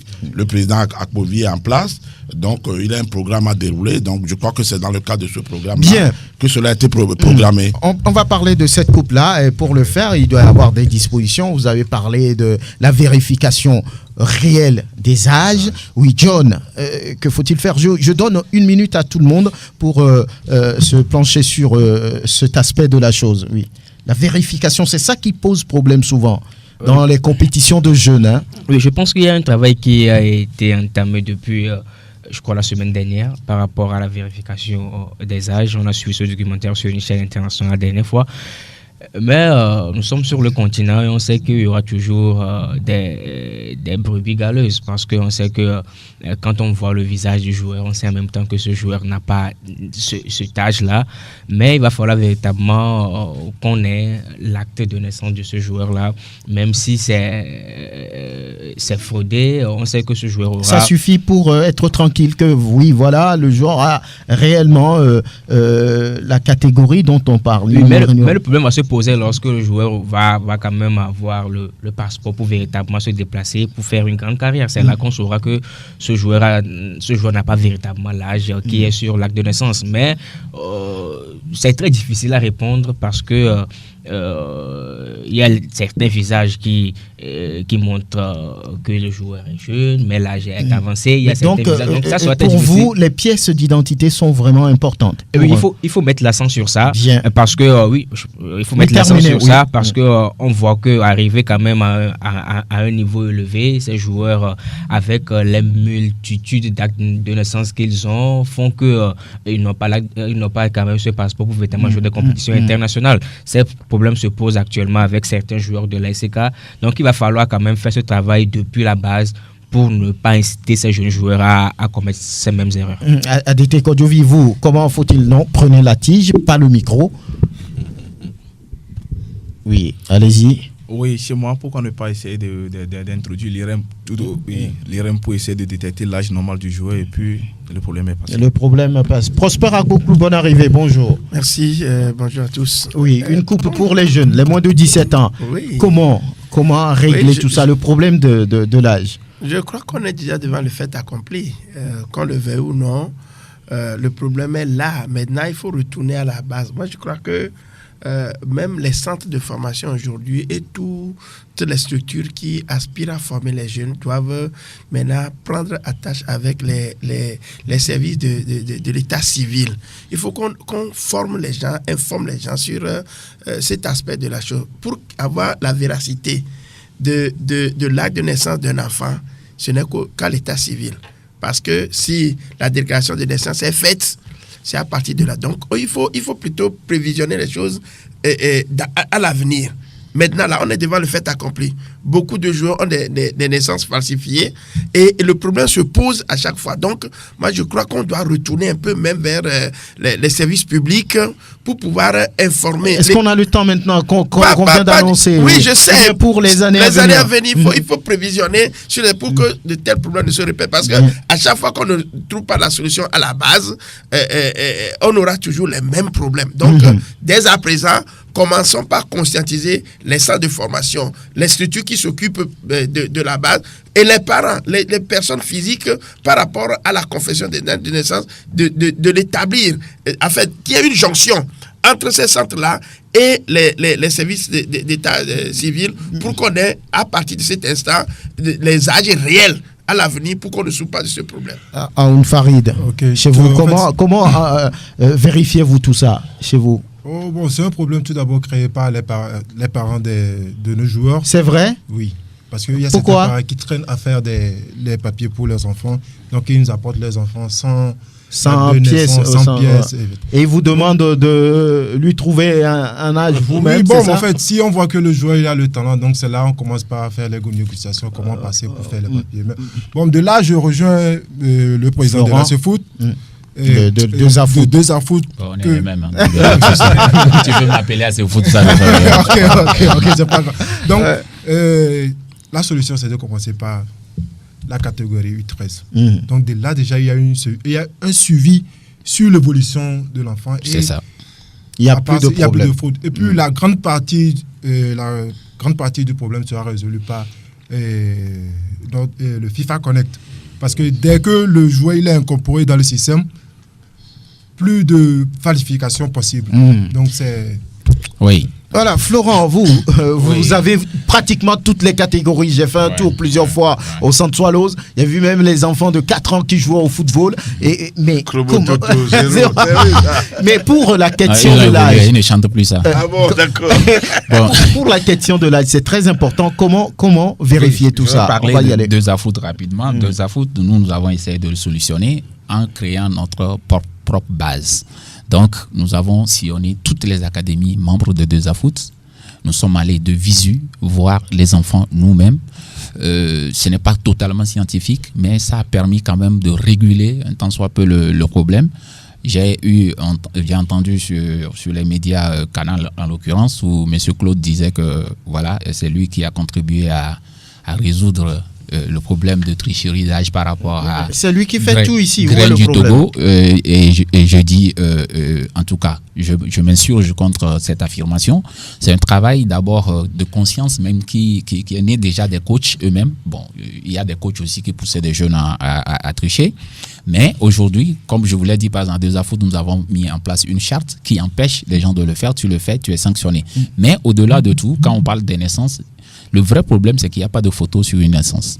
Ce n'est pas le problème de trafiquer la naissance. Les gens vont prendre la naissance de leur petit frère et le présenter. Et donc, je ne mets pas en garde. C'est nos patrons, la fédération. Je les incite à faire la chose, c'est-à-dire que pourquoi on est pressé? On veut forcément faire une activité, oui. Mais est-ce qu'on va dire que cette fois-ci, on va le faire avec des erreurs et après on verra? Et c'est souvent ce qu'on fait, on dit, bon, on verra, ça ne fait rien, on va commencer, on va voir, au moins on a fait quelque chose. Mais essayons quand même de le faire d'une certaine manière pour qu'il y ait moins de tricherie possible et pour que la compétition soit saine. Vous voulez qu'ils prennent leur temps? Non, on peut faire cette activité, mais on peut le faire déjà avec des garde-fous. Et comment? Aujourd'hui, c'est compliqué, comme je l'ai dit tantôt, qu'on puisse vérifier la naissance d'un enfant et dire que, ok, c'est bon. Deuxième chose, on ne peut pas forcément le lier à cette naissance, vu qu'il peut l'utiliser pour son frère ou etc. Donc, la chose la plus plausible à faire, c'est forcément de voir les enfants en face de... Un seul regard suffit? Non, je ne dis pas que ça suffit. Vous avez la naissance, vous avez l'enfant. Il y a des questions aussi qui ébranlent. Nous avons beaucoup d'expérience dans ce truc et nous avons constitué notre propre base de données. Nous avons aujourd'hui les U13, les U15, les U17, les U19 qui sont membres de Deux Afoot. Nous avons notre base photo à l'appui parce que nous sommes promis, nous sommes allés nous-mêmes regarder. Moi, je dis simplement qu'il ne faut pas qu'ils se contentent du fait que, comme ça va se passer, les gens vont envoyer juste les naissances et puis c'est bon. On est obligé de faire des visites sur place, de regarder. Et je sais que ça ne va pas résoudre le problème 100%, mais au moins, on aura quand même la majorité des jeunes qui auront pu. Mais après, en amont, il faut solliciter les autorités qui sont en charge donc, des documents, de la documentation au Togo, pour quand même vérifier aussi ces naissances, pour dire quelles sont les naissances qui sont vraies, quelles sont celles qui sont fausses. Au moins, en une semaine, je crois que c'est quelque chose qui est faisable.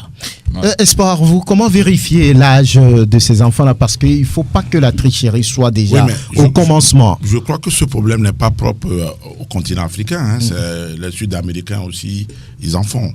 Bon, je crois que pour vérifier, il y a les méthodes aujourd'hui, les méthodes scientifiques pour le faire. L'IRM, par exemple. Mais je crois que nos pays n'ont pas les moyens pour le faire. Je crois que ce problème va mettre du temps. Même moi, j'ai regardé les matchs de la Coupe du Monde U17. À première vue, il y a certains joueurs des pays africains. Tu sens qu'ils n'ont pas... C'est pas des joueurs qui ont moins de 17 ans. Hein. Bon, ça va prendre du temps. Je crois qu'il faut une action pédagogique et avoir les moyens scientifiques. Ça prendra du temps que ça prendra, mais ça commence à rentrer quand même dans les esprits des gens aujourd'hui qu'il faut... Parce que ce qui arrive à la fin, c'est que ces joueurs-là, le cas de Fouet qui est mort sur le péril de football. Donc je crois que ces choses-là devaient quand même édifier les gens.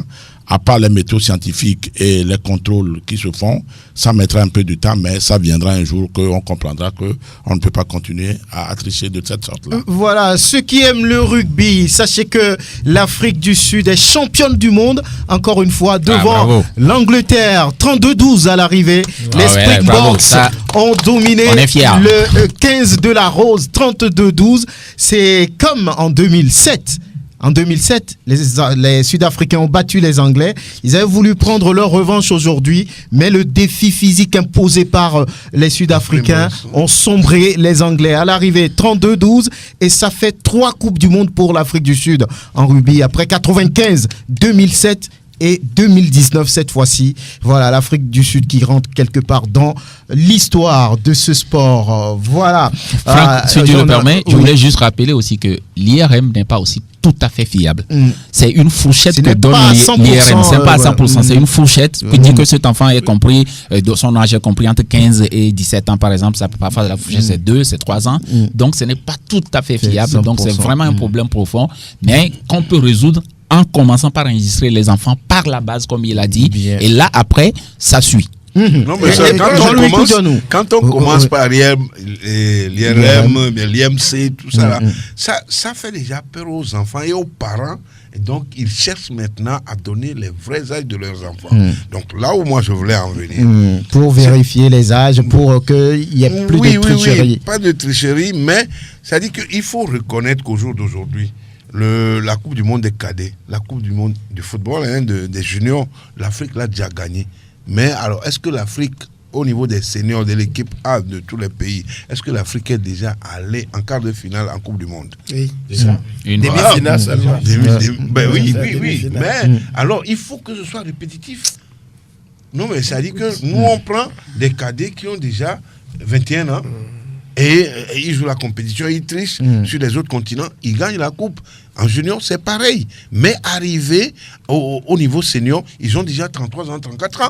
Et c'est difficile de donner une bonne performance. C'est pourquoi on suit. Donc, au niveau scolaire, par exemple, vos enfants que vous envoyez dans les centres de formation, ils ont commencé le CP1 jusqu'au CM2 pour aller au CPD avec un acte de naissance. Il faut continuer de respecter ce acte de naissance avec ce cursus-là pour l'envoyer dans un centre de formation. On lui délivre une première licence, une première licence à 12 ans. Et puis, à partir de là, il ne peut plus rectifier de l'âge. Donc, je pense que ça doit commencer d'abord par le niveau scolaire avant d'arriver dans les centres de formation. Voilà. Henri Diagba, à votre niveau, vous êtes dans la commission de football des jeunes. Qu'est-ce que vous préconisez ou qu'avez-vous préconisé? En fait, ce problème de la tricherie des âges, nous l'avons beaucoup étudié. Mais avant de répondre à cette question, je voudrais dire à mon cher ami, le président de Zafoot, qu'en dehors des académies, en dehors des centres de formation, les clubs individuels forment les jeunes à la base. Oui, bien sûr. Donc, si aujourd'hui la fédération veut organiser un championnat ou une coupe, ce n'est pas forcément faire appel aux centres ou aux académies. Non. La fédération fera appel également aux clubs existants de la première, deuxième, troisième division, des D3.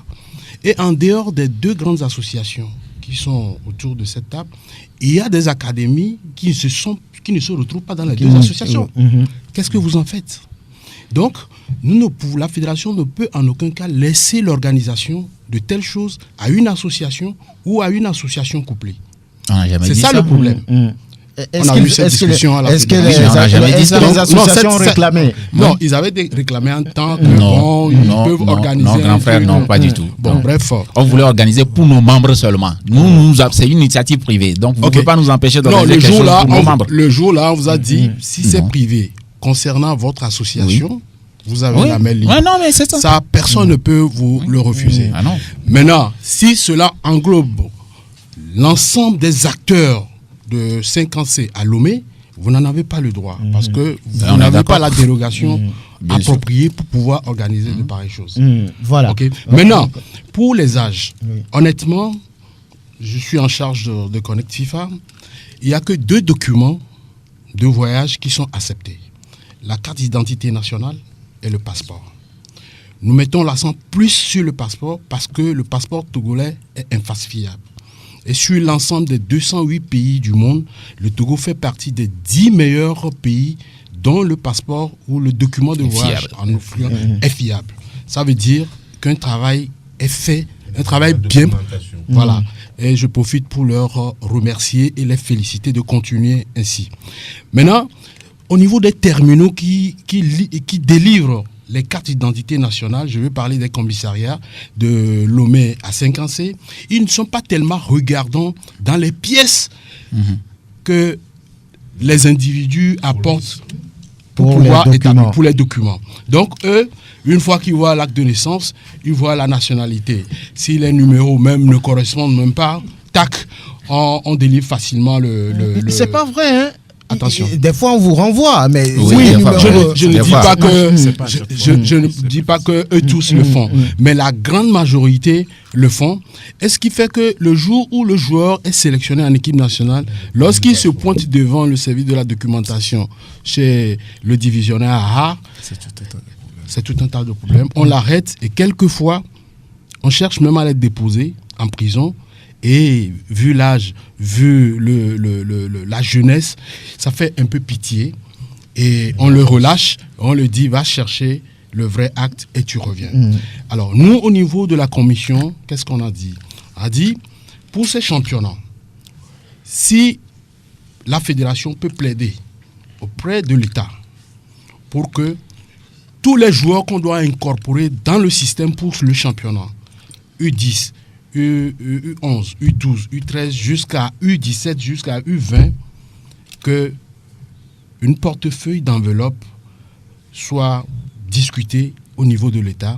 Si pour le passeport d'un étudiant ou d'un joueur, si on peut ramener ça à 5 000 francs, là, tous les individus qui, en principe, vont au niveau des commissariats pour se faire établir une carte d'identité vont directement au service des passeports. Et là, l'enfant qui a son passeport est supposé jouer peut-être sur le plan international. Et là, nous, au niveau de Connect, on est fiable. Deuxième approche de solution, lorsque nous avons formé les administrateurs des centres et des clubs, nous leur avons dit ceci. Le système, c'est un système mondial. Le Togo ne fait pas le FTF Togo Connect à part. Non. Lorsque vous incorporez un joueur aujourd'hui avec une carte d'identité nationale et que demain, il est sélectionné en équipe nationale, on se pointe au service des passeports et qu'il y a problème, et le joueur et l'administrateur qui l'a incorporé dans le système sont suspendus à vie dans le système. C'est la règle. Ils ont été formés, il est là, il peut témoigner. Ce qui fait qu'il y a un travail de fond qui doit être fait par les administrateurs des centres de formation et des clubs.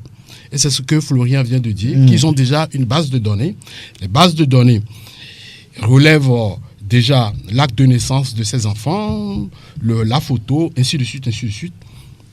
Et je les félicite parce que au Togo, leur centre honnêtement, tous les joueurs ont leur passeport. Je ne sais pas si c'est parce que le divisionnaire est le patron, mais il prend soin de faire des passeports même à un enfant de 10 ans. Voilà. On a instruit les parents à entamer cette démarche-là. Voilà. Et c'est les parents qui font la demande. C'est pas lui qui fait le. Il incite les parents. On incite tous les parents à se réguler, à faire le truc. Demander au centre de formation, lorsque un joueur jeune veut se faire inscrire, il faut obligatoirement réclamer le passeport. Oui, donc, Connect FIFA, si on comprend bien, c'est que tous les joueurs sont fichés à partir d'un âge donné. Et à partir de 6 ans. Et vous ne pouvez plus frauder. Une fois que tu rentres dedans, c'est fini. Une fois on voit ton évolution. Une fois, je vous donne un exemple. Je suis joueur, je suis allé jouer dans le championnat ghanéen. Pas mes gardes, c'est un championnat. Donc eux, ils jouent avec Ghana Connect. Ils vous incorporent dans leur système. À partir de Connect Ghana, vous avez l'ID, identifiant FIFA. Donc, si vous revenez dans notre championnat, vous n'avez plus le droit de faire comme si vous êtes nouvellement dans le système. Lorsque vous commencez, il vous laisse terminer. Quand vous validez, il vous sort les 2 photos. La photo que vous avez utilisée au Ghana, le numéro ID et ce que vous avez entamé au Togo. Et il me pose la question, est-ce que c'est un doublon? J'analyse, je vois la photo, je vois le nom, je vois l'acte de naissance. Je dis oui, c'est un doublon. Si c'est un doublon, il ne vous donne plus la même de valider. Il vous dit rejeter. Vous rejetez, mais on ne rejette pas à vie. Non, on rejette et on fait un commentaire pour orienter l'administrateur pour régulariser cela. Alors, si c'est un championnat D1, D2 au Ghana, la première des choses, c'est de demander le CIT. C'est de voir si le joueur est dans le TMS et s'il a un numéro de TMS. Si les 2 sont fournis, alors vous revenez maintenant dans le système. CIT, TMS, les auditeurs veulent savoir ce que c'est. Le CIT, c'est le certificat international du travail. Le TMS, c'est System Master Transfer. Ah, ça c'est en anglais. Bon, le système de transfert international. Vous pouvez enregistrer des joueurs. S'il y a un transfert, vous avez pas ça, c'est à peu près pour lutter contre. Vous formez des jeunes, après quelqu'un vient le prendre, il va quand il y a le transfert, vous le sentez, vous savez que ce jeune-là est en train d'être transféré, vous pouvez faire l'opposition ou bien... Donc pour conclure ou pour rentrer un peu dans les détails, quand vous faites le commentaire, vous soumettez maintenant à l'administrateur. Il reçoit ça en secondes dans sa boîte mail et il lit. Et lorsqu'il se confère à cela, il revient maintenant dans l'environnement du club, dans le système FTF Togo Connect et il demande maintenant le transfert international. Alors, lorsque vous cliquez sur le transfert international, le système vous demande est-ce que le joueur a un CIT, le certificat international transfert. Si oui, vous cliquez oui. Alors, tout ce que vous avez eu comme document de CIT, vous le postez dans le champ. Et quand ça revient à mon niveau maintenant, je vois que ça doit faire 14 champs. Je valide.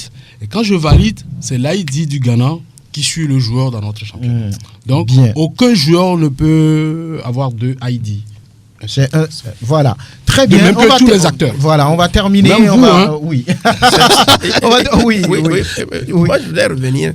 Nous sommes en train de fouiner pour avoir les solutions. Je reviens.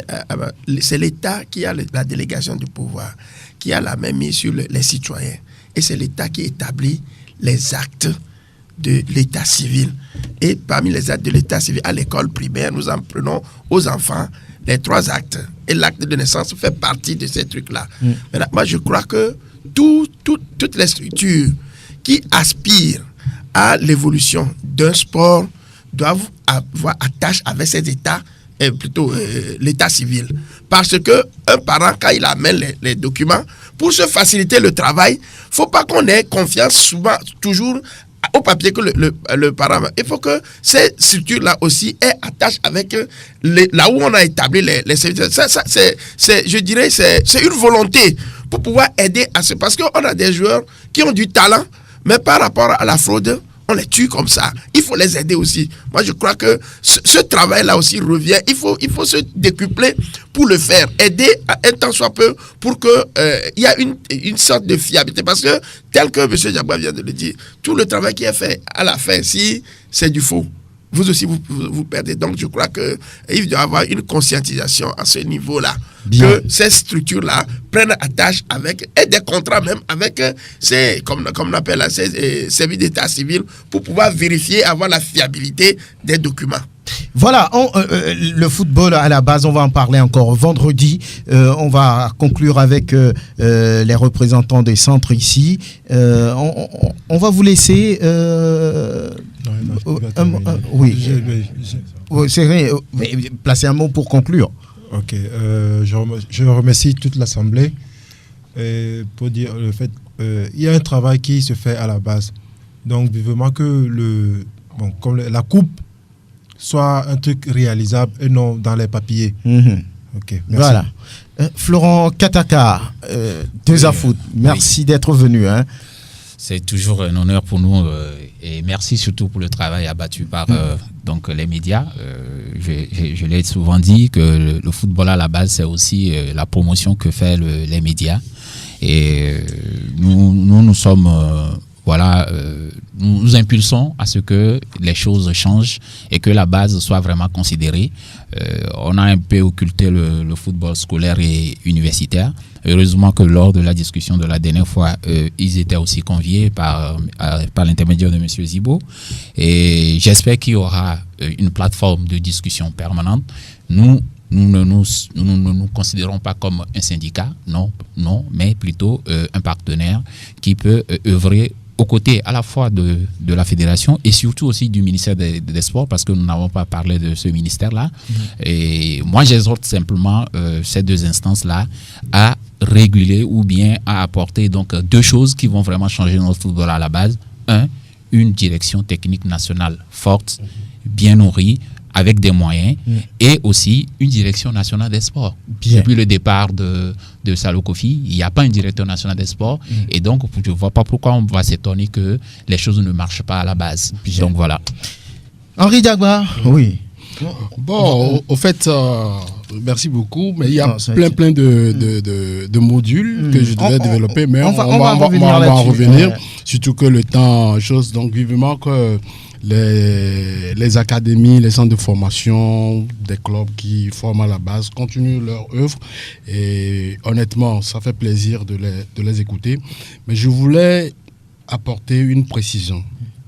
Comme ils sont là, ils peuvent rejaillir ça au sein des autres administrateurs. Lorsque vous incorporez un enfant qui a fait faux et usage de faux, la première des choses, c'est que cet enfant est bloqué au niveau national. Il ne fera que le championnat national. Lorsque cet enfant a une chance d'être sélectionné en équipe nationale, il ne pourra pas aller faire son passeport comme document de voyage. Donc, je ne vois pas un enfant aujourd'hui qui veut prendre comme carrière footballeur et se limiter sur le plan national.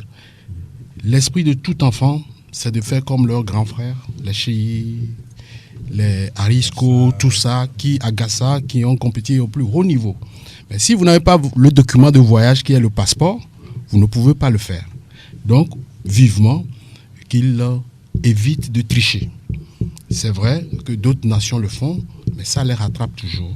Ils ont cité le cas tout à l'heure de Marc-Vivien Fouy, c'est qu'il a triché et à un moment donné, le club demande, lors des exercices ou des ateliers, demande des efforts physiques d'un enfant ou d'un jeune de 20 ans. Toi qui as 34 ans ou 38 ans, tu t'es fait faire un acte de naissance de 22 ans, mais le cœur va lâcher. Le cœur va lâcher. Vous ne pouvez pas. Et puis la tricherie, c'est pas seulement dans le football. Allez dans les administrations, vous allez voir des papas, tête blanche, avec une canne, et il lui reste encore 10 ans ou 12 ans de service à faire. Ça veut dire qu'il a triché au moment de son recrutement. Donc, vivement que cela se passe honnêtement. Et au niveau de Connect FIFA, où l'environnement du Togo s'appelle FTF Togo Connect, c'est tous les acteurs, même au niveau des lycées, au niveau du football récréatif, au niveau des académies, au niveau de tout. Je pense que si vous avez la carte d'identité, vous avez le passeport, il y a un certain nombre de documents qu'on exige, l'attestation parentale, on exige également le contrat qui lie l'enfant au club ou au centre de formation, et ainsi de suite. Ils le savent très bien. Lorsque vous les fournissez, il n'y a pas de problème. Le système accepte les enfants à partir de 6 ans. Toi, parent, qui voit au sein de ton enfant des talents, tu peux l'incorporer. Qu'il m'appelle, je vais les former. En 2 minutes, 3 minutes, même avec un Android, vous pouvez faire l'enregistrement. Donc, en 2-3 minutes, vous vous incorporez. Vous-même, tous les acteurs, les dirigeants, tout le monde doit avoir un ID. C'est ça. Permettez, ce qui veut dire qu'un parent peut inscrire un enfant sans passer par une académie. Naturellement. C'est possible. Oui, c'est possible. Et maintenant, lorsque l'académie ou le parent veut envoyer l'enfant dans son académie, il demande à l'académie de faire le transfert. Parce que le parent protège l'enfant contre certains hasards de joueurs et les faussetés. Voilà. Il le fait et puis là, il y a une traçabilité au niveau des choses. Même les dirigeants peuvent s'inscrire. Tous les dirigeants. Même nous avons validé les tests des districts dans notre ligue la dernière fois. Les tests sont clairs. Si vous n'avez pas un ID FIFA et que vous prétendez briguer un poste au niveau du district, 6 mois, si vous ne l'avez pas 6 mois avant, vous ne pouvez pas. Voilà, on va revenir sur ces informations, c'est très important. Merci d'être venu, Henri Diagba. On marque juste la pause et on revient. Et on parle de la 3e journée du championnat national de football de première division. C'est demain avec déjà le surprenant leader Unisport qui reçoit Ifodje. Pas très en forme ou bien Ifodje qui ne se retrouve pas pour l'instant.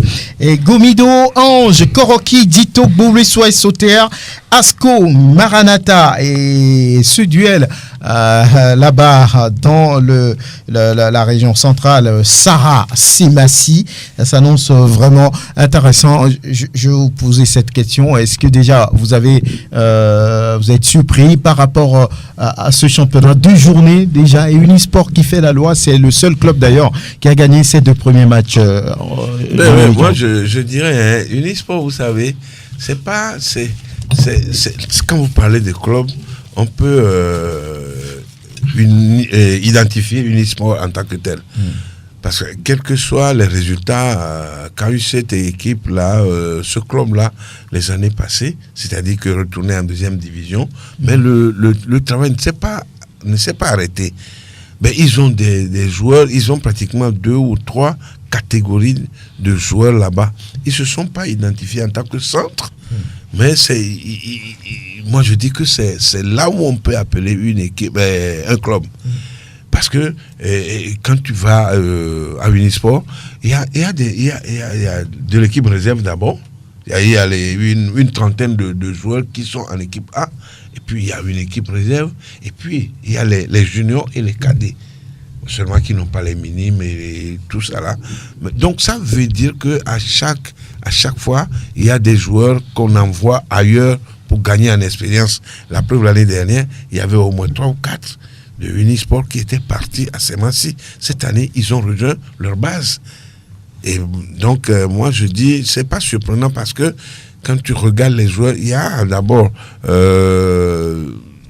des gestes techniques qu'ils ont beaucoup appris. Et puis, quand tu vois au niveau comportemental, c'est-à-dire au niveau de la tactique, quand tu les vois jouer, tu sens on leur a inculqué une notion de respect et de respect tactique. Donc pour vous n'êtes pas surpris? Je ne suis pas surpris. Je ne dis pas que l'avenir est prometteur pour cette équipe-là, mais moi je dis c'est une équipe qui va tenir tête à beaucoup.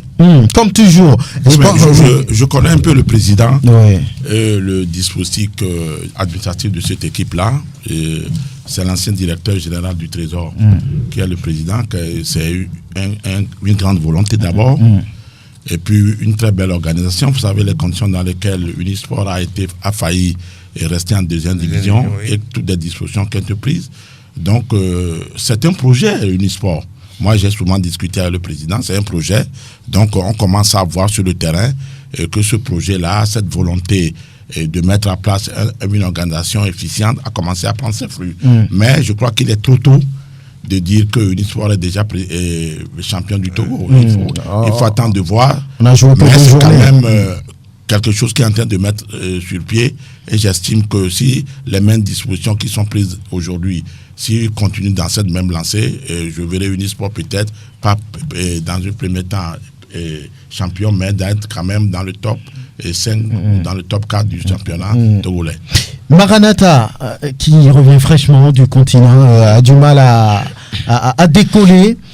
2 matchs, 1 point, on va dire, pour les Messagers de Firpo. C'est inexplicable parce que on a vu une équipe rayonnante de Maranatha sur le continent qui a battu avec autorité ou éliminé avec autorité l'Istre du Libéria, qui a été éliminé sur le fil par Djoliba qui a un certain vécu sur le continent. Mais sincèrement, je n'arrive pas à expliquer cette méforme dès l'entame de la saison des Messagers de Firpo. Cette équipe a été lourdement battue par Borleso lors de la première journée, qui a été tenue en échec par Sarah dans son Atrawo. Mais sincèrement, il faut dire que rien n'a changé. Les mêmes joueurs y sont. Le coach, il est là. On a Atiampong qui nous a montré quand même de très belles choses sur le continent, mais qui n'arrive pas à enchaîner sur le plan national. C'est inexplicable, je peux dire. Mais revenant sur le cas Unisport, moi je peux dire peux dire que c'est une équipe qui a été avantagée par, entre guillemets, l'affaire Agoua. Parce que lorsque l'affaire continuait, l'équipe aussi continuait à se préparer, l'équipe continuait à faire des séances d'entraînement et le coach également l'a dit sur les antennes qu'ils n'ont pas cessé quand même de s'entraîner pour véritablement, si l'affaire est devenue positive pour l'équipe, donc ils vont enchaîner même pour la D2, pour la finale de la D2 nationale. C'est ce qui a été fait et juste après le sacre également, l'équipe a continué par travailler et je crois que ce sont les fruits. 2 victoires en 2 journées et pas des moindres. Il a battu quand même le grand frère Semassi dans un derby team. Il a réédité lors de la 2e journée. Cela veut dire qu'il y a une chose sérieuse qui se fait à ce niveau et on peut toutefois compter. Mais la déception, c'est Borleso. C'est également la SOTR qui en 2 journées n'ont pas fait le plein. Bien. Prosper Agboklouvou, il faut dire, on a annoncé cette équipe-là, mais finalement, avec Brejnev comme l'a Assignon, ça ne prend pas 2 journées, 1 point. Bon, oui, c'est pas alarmant, pour autant, mais je crois que la base a été bien faussée. Il faut dire annoncé comme un géant, mais il est arrivé avec le pied en argile. Un géant, c'est vrai. Oui, mais ça fait 16 ans qu'ils n'ont plus joué en première division. Ils ont été annoncés comme un géant parce que l'histoire reste quand même derrière cette équipe qui l'a conduit. Et on a pensé, le président peut-être a pensé qu'en allant dénicher Assignon Kobla, qui a un vécu, je dirais, scientifique du football en Europe, va apporter la solution. Or, les choses ne sont pas allées comme on devrait le faire. On a fait appel à plus de 200 joueurs qui sont venus pour sélectionner. C'est difficile de trouver les meilleurs talents entre 200 joueurs et finalement, les choses sont restées un peu dans l'ornière sans pouvoir évoluer. Donc, la base vraiment n'a pas été celle qu'il fallait. Assignon, je ne dis pas qu'il n'a pas la compétence, mais il n'a pas les vécus nécessaires pour pouvoir vraiment s'intégrer dans ce système-là. Il fallait peut-être il faut dire garder l'ancienne structure et amener Assignon en référence pour pouvoir apporter je dirais des correctifs ou bien suggérer donc comme le fait aujourd'hui mon grand frère au niveau de Ngoche. Donc je crois que c'est ça qui devait être fait, mais malheureusement bon, on ne peut dire que avec l'apport des locaux qui sont là, petit à petit ça peut prendre, mais il faut dire quand même de beaux jours encore devant. Oui, Espoir, vous voulez ajouter quelque chose? Je voulais ajouter quelque chose pour dire que d'année en année, on a l'impression que nos clubs qui vont en compétition interafricaine retombent. Pourquoi? Parce que j'estime que nos clubs n'ont pas de projet. Parce que quand tu vois aujourd'hui, on a vu le cas de Astoroport, on voit aujourd'hui le cas de Maranatha. Bon, je crois que le problème, il y a un aspect qui se rejoint, c'est que ces clubs-là n'ont pas de projet. C'est-à-dire qu'on va à une compétition africaine, l'année d'après, on n'existe plus, on laisse beaucoup de force physique, on n'a pas les moyens financiers après, et le club tombe. Ça veut dire qu'on n'a pas de vision à court ou à moyen terme pour ces clubs-là. Et comme on navigue à vue, on se retrouve dans ces conditions. Je crois qu'aujourd'hui, le club, il a si bien dit que le club de Maranatha a pratiquement les mêmes joueurs. Cette compétition africaine à laquelle ils ont joué, excusez-moi du terme, et ils ont compéti, et devaient apporter un plus sur le plan de l'expérience, sur le plan de l'expérimentation, sur le plan du physique, et même sur le plan du vécu de tous les jours.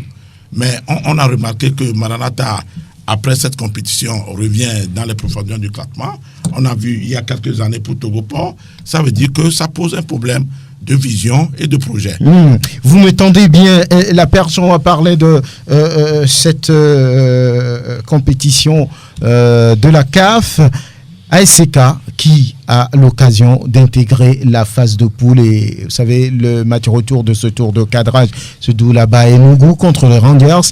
Au match aller ici, le club togolais avait gagné 2-1.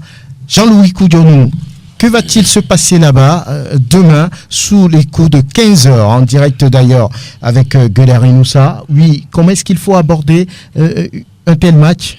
Mais écoutez, il faut surtout que le Nigeria aussi a changé un peu de comportement aujourd'hui pour ne pas brutaliser psychologiquement les joueurs.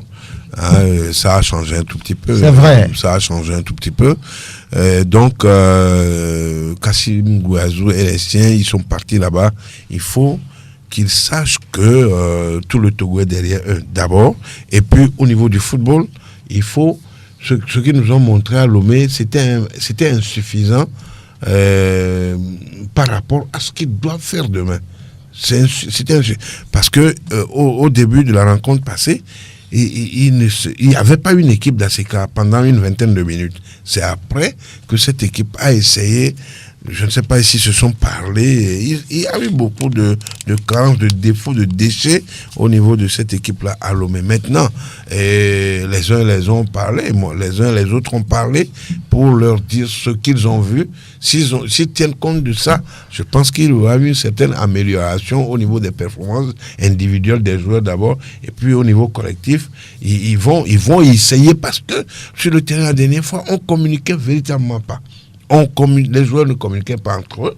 Quand tu vois, tu veux adresser une passe à quelqu'un, comme tous les joueurs togolais, ils n'ont pas l'habitude de voir avant de recevoir. Ils n'ont pas cette habitude. C'est-à-dire qu'on te fait une passe, déjà à 3 mètres, tu sens qu'il n'y aura plus un pied qui va dévier ce ballon. Tu fais un tour d'œil autour de toi pour savoir la position de l'adversaire direct qui viendra te talonner et du partenaire à qui tu peux éventuellement donner le ballon. Nous, on fait le contrôle de ballon avant de se retourner et chercher à donner le ballon. Pendant ce temps, tu as déjà un adversaire qui vient te coller. Voilà. Donc demain, il va falloir toute une concentration. Oui, il faut être très concentré et puis surtout essayer de jouer en une touche de balle des fois. Les frères Mani au milieu de terrain, je pense que c'est 2 garçons qui peuvent faire la différence et surtout avec Nan, qui est le capitaine il a eu une forme excellente ces derniers temps. Donc, si on continue de lui faire confiance et que lui-même, il faut qu'il se dise que je prends ce match-là à mon compte personnel, je pense que ASK peut sortir, ne serait-ce avec un résultat nul, sinon marquer un but là-bas encore et essayer de le garder jusqu'à la fin de la rencontre. Prosper, vous, demain, ASK, oui, ASK ira avec les armes à la main. Vous croyez en cette équipe? Oui, en cette équipe, c'est vrai. J'ai deviné par rapport à mes prévisions que les Nigérians vont l'emporter 3-2. Oui, 3-2. Donc il faut venir voir Prosper. Voilà, donc, les résultats des matchs. Et on est qualifié pour le tour de cadrage. Et on entrera donc, j'ai foi à cette équipe et le score sera en notre faveur demain. Et je crois que tous les Togolais doivent croire à cette équipe. Elle a la potentialité. On l'a vu à Kinshasa. Tout le monde croyait que Vita Club allait les manger. Il a fallu voler ce but-là aux Congolais. Il refusait un but clair aux Togolais pour pouvoir faire passer Vita Club. Donc, la chance est de notre côté. On nous gagnera 3-2. Mais le Togo va passer. L'ASK va passer. John? Je crois que la première erreur à ne plus commettre, c'est de mettre Nan dans l'axe et Koudagba sur le côté. Parce que la dernière fois, ça n'a pas été du tout un avantage pour nous.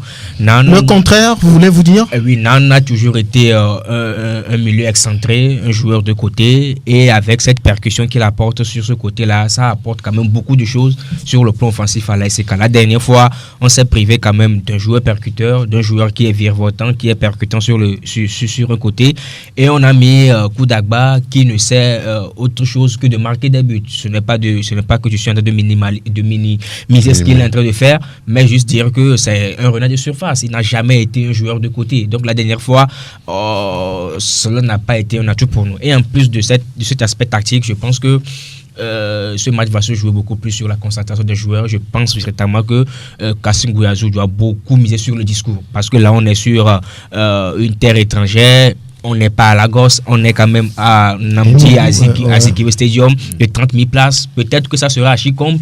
Donc il va falloir que le technicien togolais puisse miser sur le discours, leur dire que nous sommes ici pour la qualification, il faut être concentré du début jusqu'à la fin et surtout faire la différence quand on a l'occasion de le faire. Oui, Espoir à Sobavé. Je voudrais le remercier parce que il a touché du doigt deux problèmes importants sur lesquels je voulais revenir. Parce que Nano, quand vous l'avez vu, moi je l'ai vu, je ne connaissais pas avant. Je l'ai vu sur le match du Togo-Nigeria. Le discours tactique de l'entraîneur Abalo Dossé a permis à ce joueur de faire un grand match. De grandir. La dernière fois, j'ai vu le match. D'abord, ce que vous avez dit est pertinent. Ce joueur, moi, je ne l'ai pas reconnu. Et aussi, une deuxième erreur qu'a commis l'entraîneur de ACK, c'est d'avoir joué un jeune joueur en pointe en premier mi-temps. Donc, je crois que ça rejoint toujours ce que moi j'ai d'habitude de dire sur notre football. Nous avons des joueurs qui peuvent exceller, mais l'encadrement de nos équipes n'est pas bon. Et ça, je maintiens, je le dis tout le temps. Quand vous avez une compétition de cette qualité, de ce niveau-là, il faut avoir un entraîneur qui peut porter haut l'équipe et qui peut l'amener à faire de très belles choses. Je crois qu'il y a cet aspect tactique.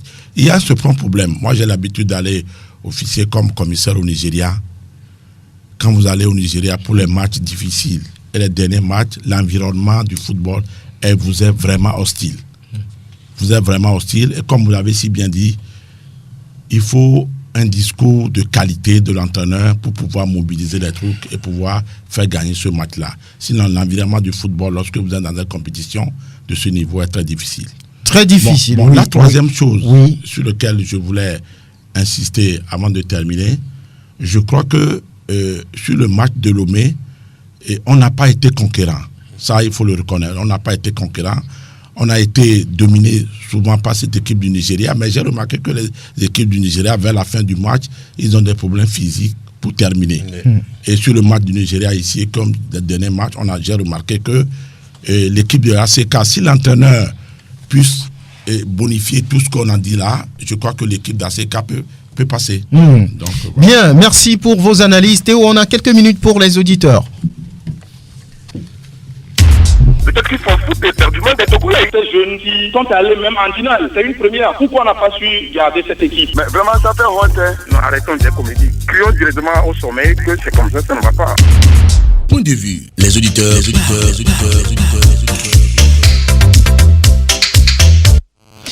Allô? Allô? Allô? Bonjour, monsieur. Oui, bonjour, cher ami. Votre nom? Je suis à parler de deux. Oui, Koro. Je suis toujours calé, mon frère. Tout va bien? Tout va bien chez vous. Ça va, on y va. D'accord. Aujourd'hui, je suis un peu content par rapport au professeur Jean. La dernière fois, il a dit quelque chose. Aujourd'hui, la dernière fois, il disait que le jeune jeunesse soit un peu vieux. Mais aujourd'hui, il parle le score 3. On verra bien si ça va se passer. Tout le monde là-bas. Très bien. Merci, à bientôt. Le voisin, il est là? Le voisin, oui, il est quelque part à côté par nous. Il sait qu'il va rentrer en ligne. Ok. Sinon, il va bien. Merci. Allô? Oui, le voisin, il est là. Oui, merci bien. Oui, allô? Tu vas? Oui. Pas de, on va bien. Très bien. Bonjour à tous le studio. Bonjour. Je vais encourager l'ACK d'aller au bout. Oui. Et de chercher la victoire.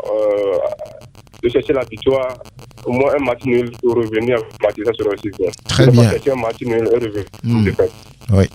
De boucler le milieu de terrain. Parce que la fois dernière, c'est ça que l'un de vos confrères a dit, c'est le Nigeria qui a fait le jeu. Le Togo n'a pas fait le jeu. Oui. Mais d'aller gagner, à défaut d'une victoire, de recevoir un match nul, ça nous fera du bien. Très bien. Et bonne fin d'émission et bonjour à tous les Togolais. Merci, excellent week-end. À défaut d'une victoire, un match nul suffit pour propulser la SCK dans les phases de groupe. Allô? Oui, bonjour mon frère Franck. Bonjour cher ami. Le Mancunien. Oui, Dodi, vous allez bien? Ah, c'est pas ta merveille chez vous. On rend grâce. Ok, Dieu merci. Merci. J'ai fait votre plateau. Oui. Et surtout la présence de M. Assobari. Oui. C'est que moi, il nous apporte son expertise, hein? Comme tous les autres invités ici. Ah oui, oui. Ça m'a plu quand j'ai appris son nom sur la radio. J'ai entendu tout ce qu'il a dit, ça m'a beaucoup plu. Il a éclairci le problème du football togolais. C'est comme ça on voit, c'est ce qu'on veut sur le football togolais. Même quand les gens écoutent les voix des joints, ils n'arrivent pas à écouter ce qui fait mal à notre football togolais. Merci à M. Assobari. Concernant le match de ACK, seul M. Kassim Gourazou, il fait ces genres de matchs-là se jouent à des niveaux. Donc lui-même, il a été un joueur et il a été un milieu défensif pour notre équipe nationale. Ces genres de matchs, ils savent comment il prépare ces genres de matchs. Et malgré avoir l'équipe de la SCK, plus que la moitié de l'équipe a été sélectionnée par la balle de serre pour jouer au Nigeria. Donc ils savent ce qui les attend au Nigeria. Il va à lui de savoir le discours. Le discours, il va parler, il va dire à ses joueurs afin qu'ils surmontent ce que les Nigériens vont préparer. Les deux, l'entraîneur nigérien et leur capitaine, ce qu'ils ont dit la fois passée, ils vont tout faire pour gagner le match. Il y a plein de choses qu'ils ont dit, il y a beaucoup de choses à se passer dans ces deux mots-là. Merci bien, Dodi. Sinon, moi, je suis que ces deux, ils vont faire quand même. Très bien, merci, excellent week-end. Quelqu'un derrière vous, allô? Oui, bonjour. Bonjour, cher ami. Oui, c'est Émile de Zanguera. Émile de Zanguera, c'est ça? Oui. On y va. Bon, je salue tout le plateau autour de vous là-bas. Merci. Ok, vous faites un bon boulot que nous encourageons. Merci beaucoup pour le soutien. Bon, c'est pour se prononcer sur le match entre la SCK et Nungu Rangers. Oui. En fait, moi, je l'ai dit le samedi passé quand les superviseurs locaux devaient jouer contre les Nigériens. J'avais insisté un tout petit peu sur l'aspect de l'arbitrage. Je vais toujours revenir sur cela encore pour dire au coach de la SCK de faire extrêmement attention parce que là, déjà, l'arbitrage à domicile, c'est sûr que ça va aller en défaveur des nôtres, mais il doit savoir quel genre de discours leur tenir pour ne pas commettre des pénaltys parce que sur certaines actions, on peut souffler des pénaltys imaginaires contre le Togo. Voilà tout ce que moi je peux apporter. Très bien. Émile de Zanguera, merci, excellent week-end, à bientôt. Oui, on a encore le temps, Théo. Oui, allô? Oui, bonjour. Bonjour. C'est André Le Sage depuis Zanguera. André, encore quelqu'un de Zanguera. Ouais. Oui. Je dis, pour le match de ACK va gagner, mais je fais tout possible de ne pas casser dans les 20 premières minutes là-bas. Et ça, c'est important, quoi. Ça peut démoraliser les joueurs. Voilà. Ok, je vous félicite là-bas. Merci bien. À très bientôt. Allô?